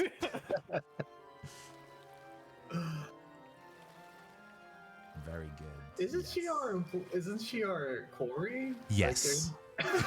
Nice going, boss. Hey, she can't ruin the thing that we're here to do. That's true. We're protecting her from herself. That is true. So Dash. Oh, sorry. Go ahead, Adelaide. Okay, no, if you've got a direction you want this to go. No, if there was a already. thing, because basically we're going to be leading to Dash's final roll to complete the clock. So if there's something you want to do before this pops off, Gotcha. now is the time. Okay, so having it, would Adelaide have? I mean, she screamed, so he's got to clock this, right? Mm-hmm. Oh, this is very obvious that Christine's freaking out. Okay, so I'm gonna go ahead and have Adelaide come up beside her and say, "Now, I understand that this is a little bit out of the ordinary for someone as fine as yourself, but you have to understand that ocean magic is pretty well entrenched in these parts, and so this is a good way to connect with the community, be it a little bit of a different way than I'm sure you were thinking." She hyperventilates instead of responding to you. That's fine, I understand. Take the time you need. Okay. And that's it. That's about it. That's No, all he was trying to absolutely. add. Perfect. Okay, Dash. The Dash sound in of the her- ocean is calling to you. There'll be the clattering of wood as she drops the two paintbrushes either side of her, locks into sort of sturding herself. As this has all been a precursor just to an opportunity to massively show off, and the little flares of ocean magic that's been going off in the crowd is nothing to the blaze that she's going to just awaken on the stage with the literally dozens upon dozens of semi-incomplete summoning circles that have been artistically created to create a picture and a scene, and activating it's just such a simple thing to do. How carried away she gets with it is probably how the dice roll goes. As she locks her hands outwards, slightly demonic features, the small wings, and the tips of her fingers all glow with a slight eldritch energy. And so I think this is definitely going to be a cult. Would it be compel fight or? We've already had a fight occult. You cannot use that again. No, I cannot. I think compel occult seems to work as it's Okay. effectively pulling the image. Also going to call upon my center of attention idle ability, which means I can roll with mastery to get everybody paying attention to me as I do this. So that will be a whopping... Is that 4 dice again? Hey, Feels like cheating. Well, we'll see what we roll. Oh, thank God. you succeed. Well, this is your scene. Tell me what happens. Tell the DJ the vibe and take it away, my dear. I think over the top and dramatic. As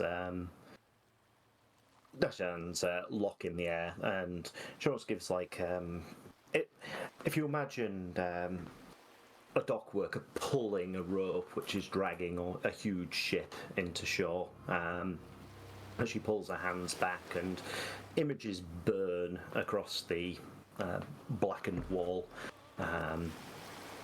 It's a city. All the angles and the spires of Doskvol, old Doskvol as it was, appear.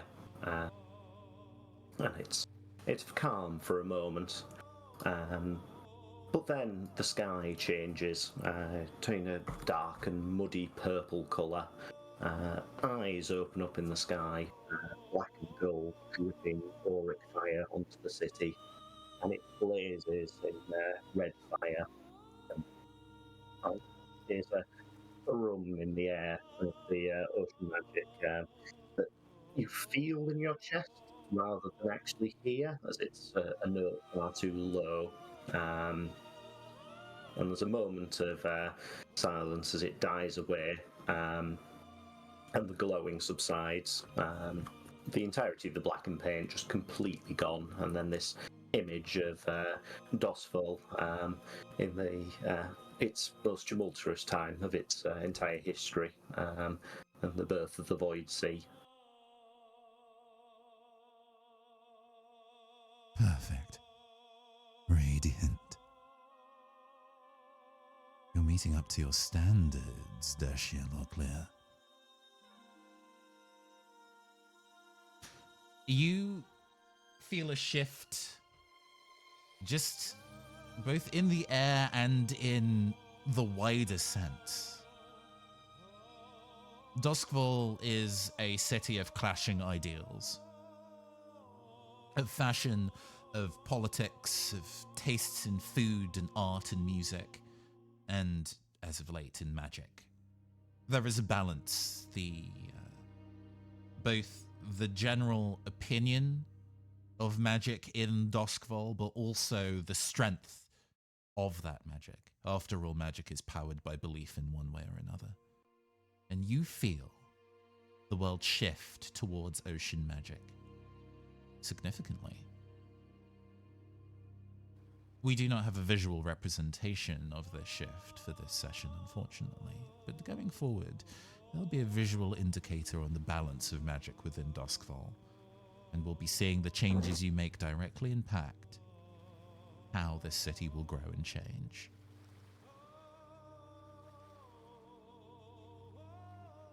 You look upon your work.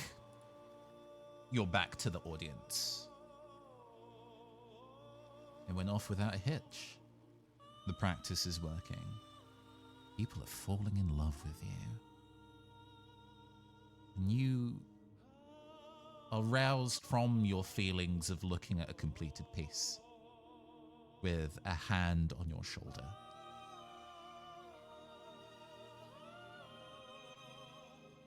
You slowly turn to your side to see whose the hand was, and it is not a man you recognize at all. His face is partially obscured by a large hat and a pair of glasses. He's not warm. The hand on your bare shoulder feels cold.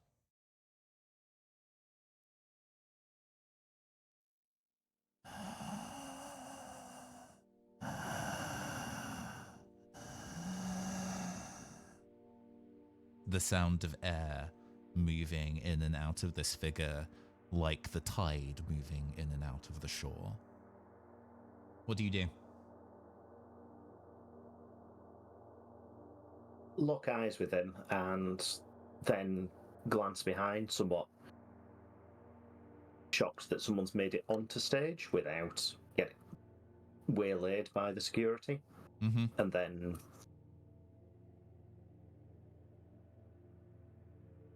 looking, trying to look beyond it, see what this is, given her vast knowledge of Ooh, demons yes. and ocean Please, magic. please give me an investigate occult roll, please. This investigate occult roll is difficult, so you will be having one less die than you would normally have when you do this roll. Okay, so it shall just be a flat D10. Oh. What could go wrong? And you still get that 9. I know you, Dash mutters. It's as if you are looking at the outline of a man and not a man. There is nothing inside this man. No skin, no bones, no organs, no soul, just nothing. The man turns and starts to walk away, and you look down kind of instinctively, and you see in this man's wake there are inky patterns that have been marked on the ground. It seems that when you walk through paint and leave tracks of your footprints behind. And as this man walks away, tracks have been left, but they don't seem to be necessarily shoe prints, but sigils. Bask, somebody made it onto stage. What the fuck? Oh, so I can actually see them, huh? Oh, yes. You see them now. Okay. Okay. One job, Bask. One job. They weren't there, and then they were there. And they got onto stage, and they have turned and started to walk away. I think Bask immediately just bolts for them. Like, he's going to tackle them. So much so that, like, I think I'd probably use my Blades in the Dark ability. Mm-hmm. The not to be trifled with. I can roll a 1d3 mind stress to do perform a feat of physical force that verges on the superhuman. Like, I want to be just... He put so much force into moving, he's just there. I think, although it won't actually impact what Bask's doing, you'll get a borderline, not quite shriek of horror and panic from Dash as you move. Bask, no! All right, Bask. Why don't you go and give me a... You're going to tackle this guy? I think this is a fight roll. Yes. This is fight occult. Okay. Which is a big goose egg for that one. But hey, you go and roll that 1d3 stress, so I know how much stress you're taking first. Yes. If I must. Bask, may I offer a devil's bargain? Ooh, I was also, but go for it. We'll hear both, and then you get to pick which one you want. That's how this works. Play it on. Let's see what's going on. Yeah, have your pick. Go ahead, Tom. As she's not done too much, Layla Mays is going to pull guns at this guy for, appearing next to Dash. And laying a hand on her? Oh my god. Yeah. Die now. Ooh, my devil's bargain was you get an extra d10, but later you're going to have to deal with Reed interfering. How you mean? Yeah, you might. I need a little bit more specificity. I feel like Reed's interference is a pretty constant in boss life, so I need more. Fair enough. Yeah. Basically, what they do when you cross the very arbitrary and very fluid line that they always handle. Basically, gonna show up and cast a spell of "Don't fight, be nice." You don't have to take either of them? I mean, I'm intrigued by Layla pulling guns. I will say me too. Sorry, I haven't involved her yet. No, it's fine. Yeah, it's just because I... So, what is the actual devil's bargain for Layla? So you do get the 1d10, but Layla Maze is going to be involved. Okay. I would, to my detriment, pitch this, that I get the extra d10, so that if I fail, I'm taking some bullets. I mean, something is going to... The way that Devil's Bargains works is that even if you roll well, the bad thing will still happen. So you may still get shot at. We'll see. Yeah, okay. I think I'm gonna go that way, just because I think it's more interesting, especially with Henley there. Okay. Cool. So make that 1d3 stress roll for me, first of all. Yes. Make sure I don't forget. This is a me not forgetting thing. Thank you very much. All right, so that's a 1. Okay. And go and make your dice roll. You have your base 1d10. I assume you have a point in fight. Yes, I do. And you're getting an additional d10 from this Devil's Bargain. So you're rolling 3d10. Huzzah! Oh, this is genuinely perfect. I love this. Okay, I'm ready to be hurt emotionally now. So tell me how you attack this man as he runs away. Because of the super ability, what I think is happening is, like, you see Boss just kind of clocks him over his shoulder, and he's just gone. And in like a solid motion, has his sledgehammer out and taking a swing, just full force power down at him. Okay. You swing your fist at this man. And again, the ocean magic is at its highest right now, with this piece having kind of completed, and you feel the tattoo on your skin is almost roiling with was it the wine dark oceans as they're described in like Greek mythology? Yeah. Wine dark seas. And as you plunge your fist into him, he explodes. Like the entity of this man, almost like the shell, the outline that Dash saw almost as a bubble, has been popped, and pure void spills out of this figure upon this impact. Oh shit. Oh. You are all overwashed with the sense of nothing. As that happens, the sigils that were left behind on the shoes of this man also ignite and pop multiple times like fireworks, leading back up to the painting. Oh shit. All of you make a difficult resist occult roll for me, please. Awesome. And, So this is whatever you would roll for this, you are rolling one fewer die because it is difficult. And if you don't have any pips, Yeah, that's a good question. If you don't have any pips, you are rolling 2 dice and taking the lowest. Can you put in negative dice in the roller? It's 2 in rolling the lowest, I guess. So you have 6, you pass. Dash passes. you sound so disappointed. We'll see. Bask passes in spite. Oh no, No. this is the you 4. rolling 0, right? Yeah. Oh, so you take the But- 4. Okay, gotcha. Yeah. All right. We'll go with Even that with 3 partial. dice. We'll go with that partial first. So Reed, you take.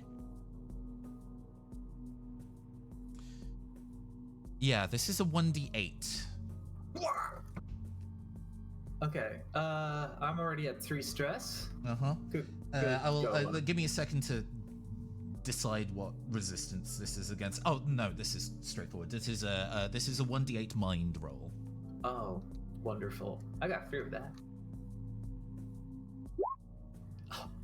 Okay. How much functional mind stress do you have open right now? I got 3 free slots, and now I'm at 4 stress.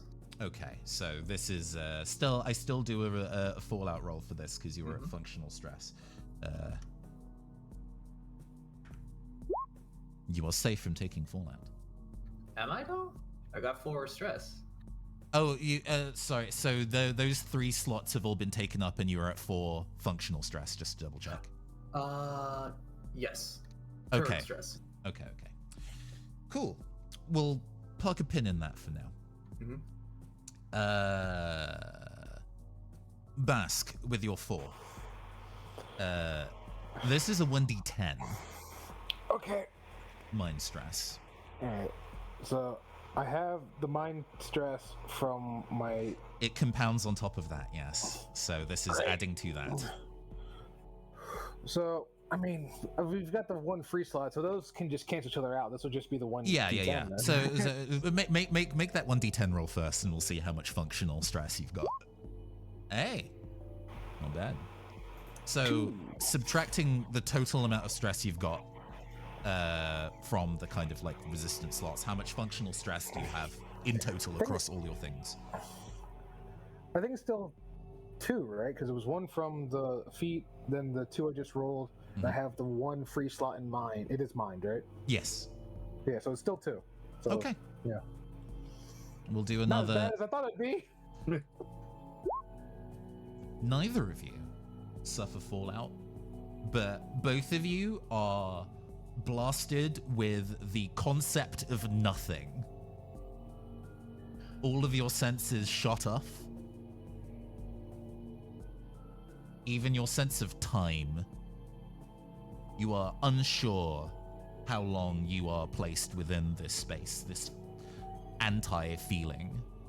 Are we cognizant? Oh yeah, you are aware of the nothingness. Reed is having a panic attack, full on. If it's like, I'm imagining pitch black, but everyone, like the 4 of us, are still perfectly highlighted, right? And I think we see Reed just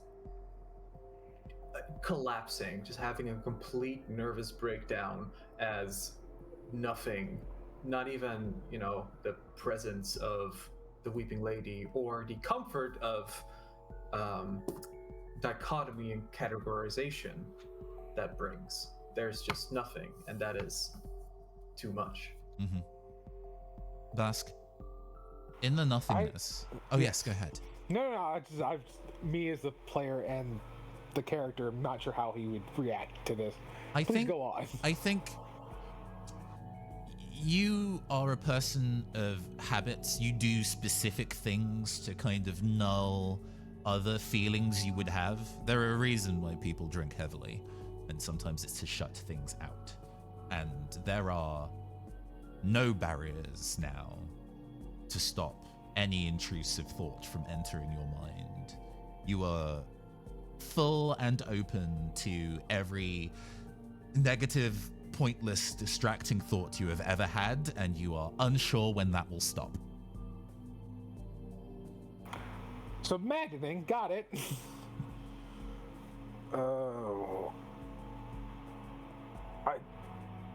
I guess if you could see him, he'd be probably freaking the fuck out. And in fact, Adelaide and Dash and a handful, there are maybe like 10 or less people that do not hit the deck when this wave of nothingness blasts out across the square. And so Adelaide and Dash, you see everyone they all respond differently to the concept of nothing. Some start screaming for people that they care about. Some people just fall to the ground catatonic. Some people stand there and just stare into the middle distance on no fixed point.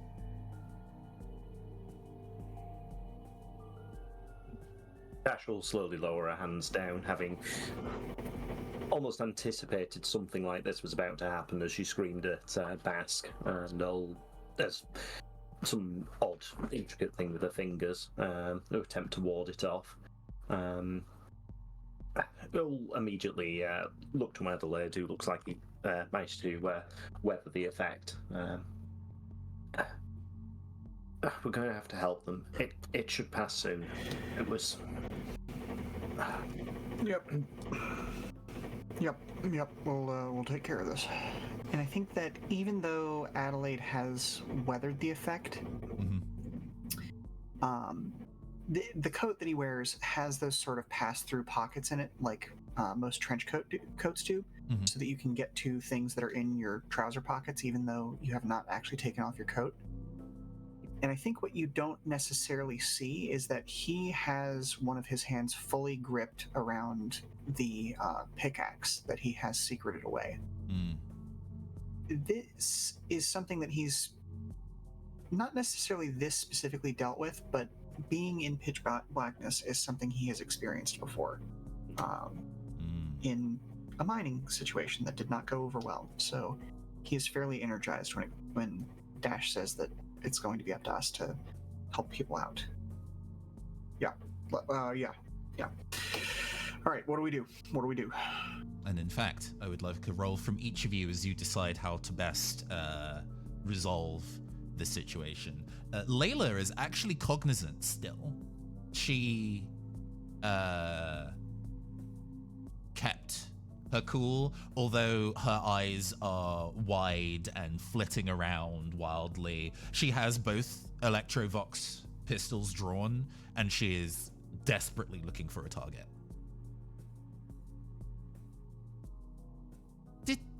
I haven't really settled into a voice for her yet. But she's got this yandere energy going on, right? Sinclair. Yes. So, where are they? Do you know where they went, Dash? Who am I shooting? She, with nobody to stop her, she is right up in your face. Dash will put hands on her shoulders. No, it's gone. Whatever it was, it's passed. It took out everyone. Oh, that's powerful magic that occurred there. You know what it was, don't you? Tell me everything. You need to tell me everything. Later. Yeah. After you. No, I was just going to say, I'm assuming Adelaide is hearing this. She's not. Okay. This is an open space. Who is here to tell her no? Valid. I like the idea her trigger discipline is probably absolutely appalling as well, as she's this close to Dash, but still like fingers on triggers. Fingers around each trigger. So, Dash thinks for a second. Later, I promise. I will. Everything I can find out, I'll let you know. Oh, well, you're going to have to do something soon. I don't think they can all have training to be able to resist this sort of thing, but I don't think members of the public can resist this kind of mental strain. Don't you agree? All right. Well, let's just go ahead and see if we can gather people. All right, come on. And I think that Adelaide is. Can I use 2 advances at once in this case? Oh, sure. If they all make sense, then yeah. Okay. So, actually, one of them doesn't make sense here because I don't have the thing. But the draw a crowd advance. Once per session, you can draw a crowd to you in a matter of minutes. People will stop what they're doing as long as it isn't life or death and listen to what you have to say. Now, I'm not trying to pull people in from another location, so I would like to make an argument that this can still kind of work in the getting people, like he's used to getting people's attention, and is trying to shake people from whatever visions they are seeing. Okay. Yeah. You do have the resources of what's inside the Renaissance Roast as well right now, obviously. They will have general first aid kits as well as places to lie people down that aren't in the street. So you do have the resources to go through the process of rousing people. Okay, so is that a thing that you can do without rolling? It doesn't say that I have to roll for it in my description, but I will be happy to give you a roll to sort of see how successful I am in Sure. rousing people Yeah, from yeah, this. yeah. Oh no, yeah, the way that that's worked, especially since it's one per session, you don't need to roll to do this specifically. Okay. So okay. yeah, if you are using the power of your personality to rouse people from the void, Mhm. I think that works. Yeah, I think that's how I like to play it. Mhm. And I do want to reinforce that it takes a couple of minutes to happen, though, because I feel like that's fair as a trade-off. What do you do to psych yourself up into this state? Because this isn't something that the ability to rouse people from stupor is not something you can do on a dime. So what do you do, Yeah. either psychologically or physiologically, to yourself to be able to do this? So I think that kind of plays into what he was doing earlier, where he was very just firmly using that pickaxe to ground himself. Because I think that because I rolled a 7, so Adelaide was on the cusp of failure. But calling back to that moment of survival in the mines and the fact that they did end up getting most everyone out, despite the fact that all the lanterns had to be extinguished to avoid an explosion. I think that's what he's digging down into, just the fact that this is not exactly the same, but it's a situation he's dealt with somewhat similar in the past. And that's what he's grounding himself on. And so he's using that experience to kind of inform what he's doing now. He's not necessarily speaking to people because, again, that experience has, taught him, maybe air is not a good thing. And this being ocean magic, maybe the air is limited. So he's very much, coming up to people, touching them. If they can stand on their own, guiding them to somewhere else. If they can't, then, waving over anybody else who is still in any way cognizant. Maybe Bosk would be the first person he would go to because, hey, this is another physically capable person who, if he can shake him out of it, would be useful to have at this time. Yeah, it takes time and a concerted effort as you go and revive everybody one at a time, but you do eventually get them into a position where they are physically safe as well. You know enough first aid to know how to kind of get people to not swallow their tongue while passed out, or if and you slowly move them inside of the Renaissance Roast as they slowly come to and start to help each other. Once Arabica Oxford comes to, she says nothing, very swiftly leaves the scene, and then a large number of members of the coffee shop unions arrive in short order to kind of start cleaning up. I think just on a slight... I can use the buttons. There we go. Oh, sure, yes. Sorry if we moved ahead a bit. No. It was just something that crossed my mind too. Just probably that moment as Dash is getting somewhat shook down by Layla. She'll look behind her at the mural, and I'm imagining almost an oval-like void in the middle of it. It's just a sort of off tan grey, but there's just frictionless texture there. It's like fuse the brick, remove the colour of the mural, and there'll just be this. Well, as Dash looks at it and says under her breath, I've probably 3 people in this entire city who knows much about ocean magic and demonology as I do. I have no idea what the fuck that was. We're moving a little quickly now. I realize that I need to start closing the session soon, so apologies for, as we drift towards the end. But both Bask and Reed find themselves. You snap to. You don't feel yourselves being moved. After all, you are in sensory deprivation, so you find yourselves in chairs or laid carefully on the floor inside the Renaissance Roast all of a sudden. Basketball just shoot up in a cold sweat. Reed gets up, immediately sort of like checks themselves for any external injuries. Good. Does the same for Bosk, but like in a very handsy, kind of like aggressive way. Just like fucking lay down while I check you over. Routine work. Alright. I don't know what the fuck that was, but you're okay. You're okay? You're okay. I'm okay. Where is everyone? Where's my crew? They are also inside of the roast. Some of them, funnily enough, I think Henley managed to keep his shit together. Like, he didn't pass out, but he was, I think, already magically drained from just trying to cast that barrier of vines, and was awake but like non-responsive throughout this kind of episode, but he's now managed to slowly get his stuff together. Reed, you don't need to roll for this. You go through and start to help to kind of check on everybody.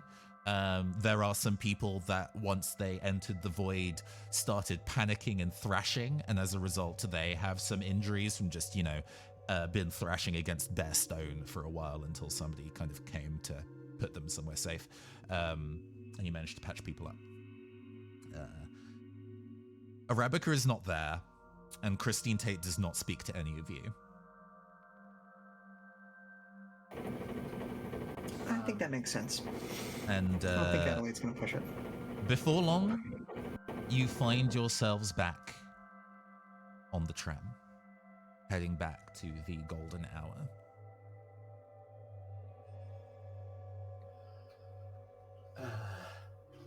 Was that a success?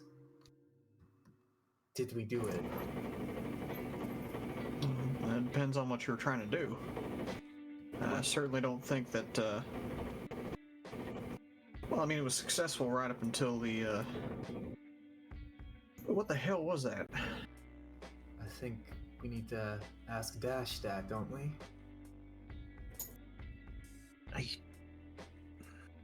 don't know. In fact, that'll be probably on a couple of times that she had to do it, and it's not been Tom messing it up. Dash actually forgets to use her hook name there. Natural scratch her arm. It was definitely of deep magic origin, but not demonic. I don't think. Something else. Did anyone die, or was it just like mental injuries? It was hard to tell at the scene. There may, from the point that you realized that you needed to leave, not everybody had necessarily aroused from their stupor, although at the point of you leaving, they were still breathing.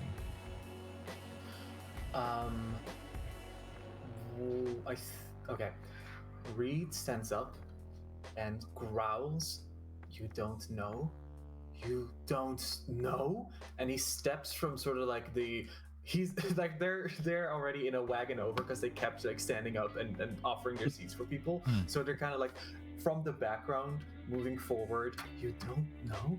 But as they get closer, you see that both the sun and the moon in their mask are sort of like shining out this very interrogative beam of light. And Reed is moving closer and closer and kind of like shines their face / spotlight on you, Dash, idle on stage, and asks, "Did you already forget what I told you, what I asked of you in the bathroom? No more deaths. Do you have it under control or not?" Dash, you have a feeling that what just happened there was not your doing. Someone interfered. But in this moment, you have nothing to prove that. Speaking of interfering, as Reed is going off, Bosk will put a hand on their chest to stop them. say, doesn't matter. None of it matters. We just need to get back home now. What do you mean? None of this matters. It doesn't matter. You can't order me to shut up about this. And I don't think he's trying to even convince you. He tells you that, and because he would then have him and his crew get off the tram before getting to the coffee shop so they can go back to their base. Mm-hmm. And in fact, the tram arrives in the correct district. You are, after what was going to be a very easy day and has suddenly become considerably more complicated, you are finally home. And you step off the tram, and the tram moves away.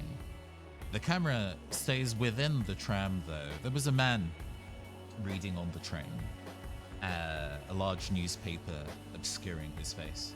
And as you all get off the tram, he lowers the newspaper. A man in a big hat and glasses, obscuring his face. An ordinary man who is filled with absolutely nothing. And that's going to be our session of Chant of the Void Sea. Hey, everyone, tune in next fucking time, because this is going to be a whole thing.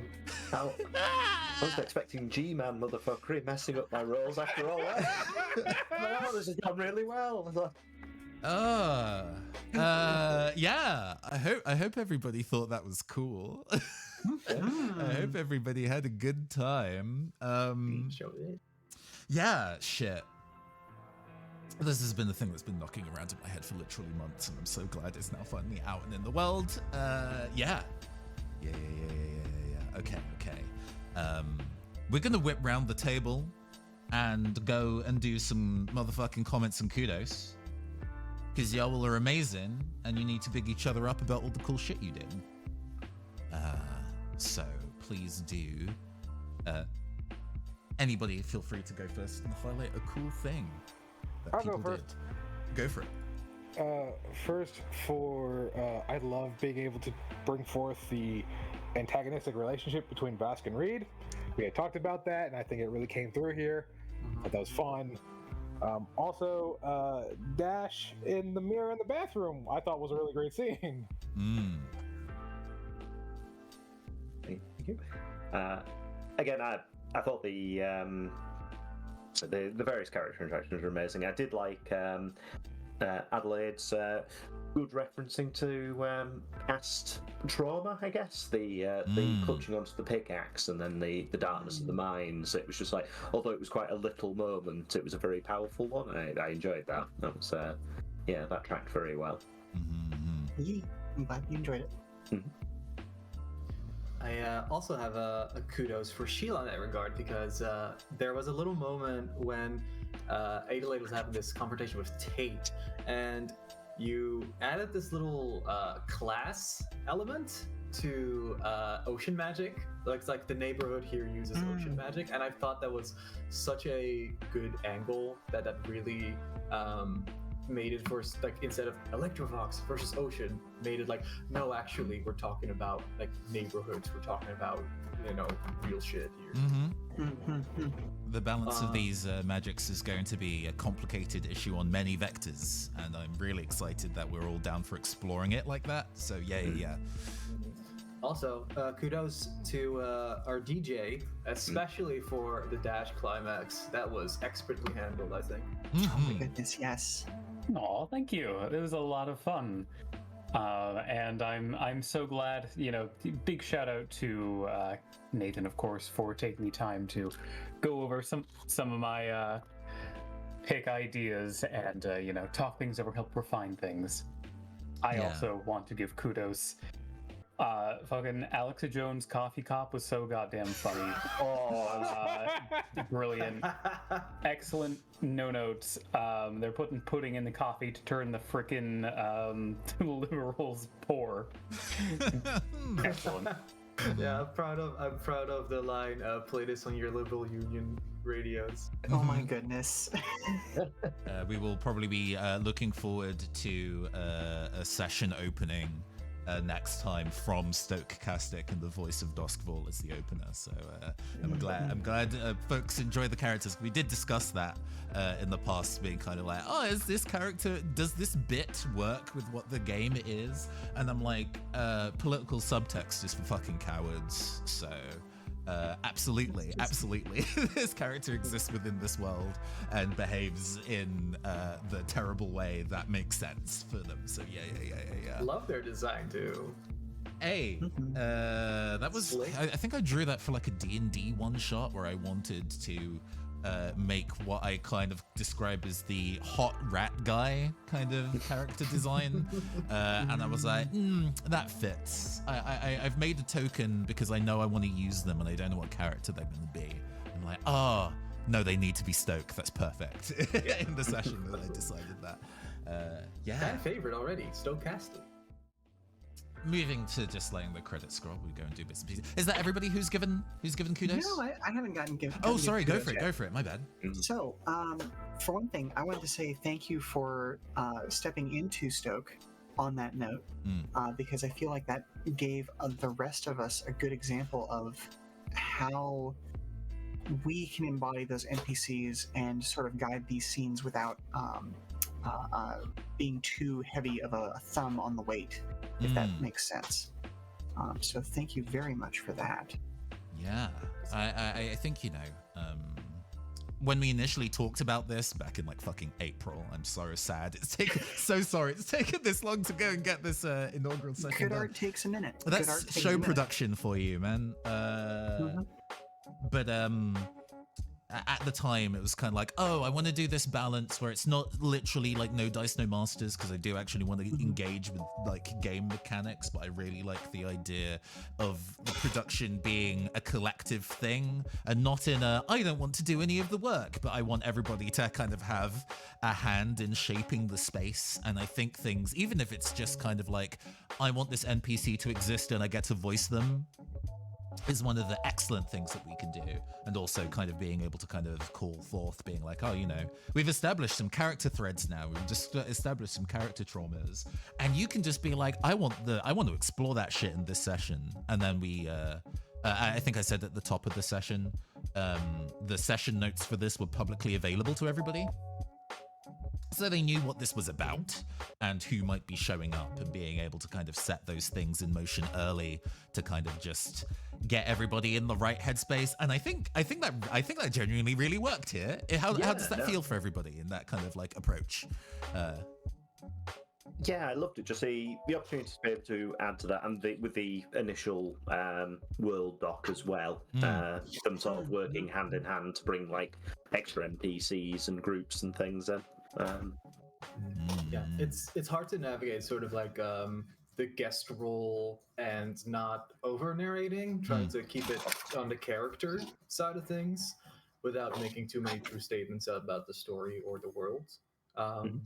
But it's fun to try that out, and it's better to just like be called back by the GM over missing out on doing my perfect Alex Jones impression. Yeah, I don't want you to feel like you need to hold yourself back, though. If you want to make an important character acting decision, and give them a backstory or establish something about them that like changes the direction of things, y'all are allowed to do that. I think that's sick. So yeah. No, we'll bear that in mind. Hey, if we all enjoyed making this, then this means that there's going to be a session 2, a Chant the Void Sea, and that makes me very, very fucking happy. So, no, thank you very much, everybody, for joining me alongside of this.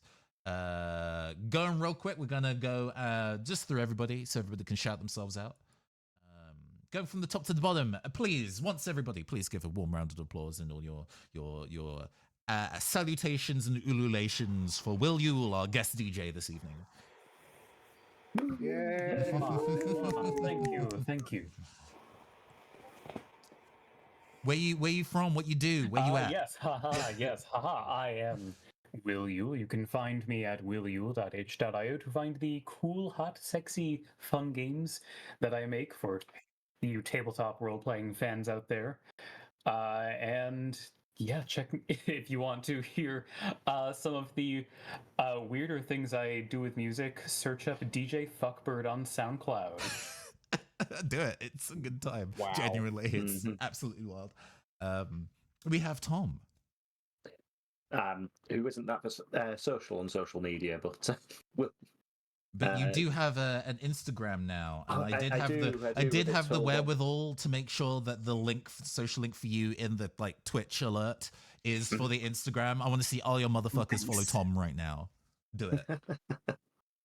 I promise I'll paint things occasionally, and we'll go on there more often than normal. Nothing more like the eyes of the internet to make you actually finish your projects, huh? I say from experience. Ruben, hello. Hi, yeah, socials, Urban Friend Den on the Sky and the X. But I think what I want to shout out is the VOD of Gravehag that we did yesterday. Sheila and Nathan featured Heck of a lot of prominently fun. on there. It is currently live on YouTube. I will link it in the moment right now. But yeah, no, that was a great time. Still blows my mind that we are literally the first people in the world to publicly show this game off. That's so fucking cool. Yeah. Speaking of, Sheila, hello. Hello, once again, I am Sheila Ornthalis, Madam of the Come and Go Tavern, and that's how you can find us on Twitch, Twitter, and Blue Sky, Come and Go Tavern. Yeah, I guess I will also shout out the session that I ran yesterday, Old Mountain Home, the session of Death in Space, which was a whole heck of a lot of fun as well. And yeah, this has always been a lot of fun. Heck So yeah. come on by. And last but by absolutely no means least, thank you very much, Captain Comic Geek, for joining us once again. You don't gotta lie to the audience, very much least. No. Hey, we vetoed those little self-condescending moments. You're great. Your performance in this session was great. You also added to that drama. It was important that you were there. You helped make this what it was. Come on. You read us nothing. It's very valid. But yeah, just denizen of the internet as I do. So I'm gonna shout out carrots. Carrots are great in every Carrots form. are great. Go eat some carrots. You ever seen a rabbit with glasses? No, because carrots are great. And with all of that, we're going to be back next Saturday at 4 p.m. UK time, 11 a.m. Eastern for Delta Green, run by Juicy Garland. In fact, I need to go and vanish now to go and do the session 0 of that with everybody else. So what we're going to go and do is we're going to go and, hey, the life of a producer never stops. We're going to go and pass it on to Sonamikan, fellow VTuber who's currently doing an art stream. Please do go and scream, clap, and cheer for them as we go and pass it over. I'm going to go start that raid. Hopefully the interface works correctly. Excellent, it has. I have been your androgynous android game show host from the future, Nathan Blades. This has been the Neon Costa Twitch channel. You all have a fabulous next week, and we will see you next Saturday. Farewell, everybody. Goodbye. Bye. Bye-bye.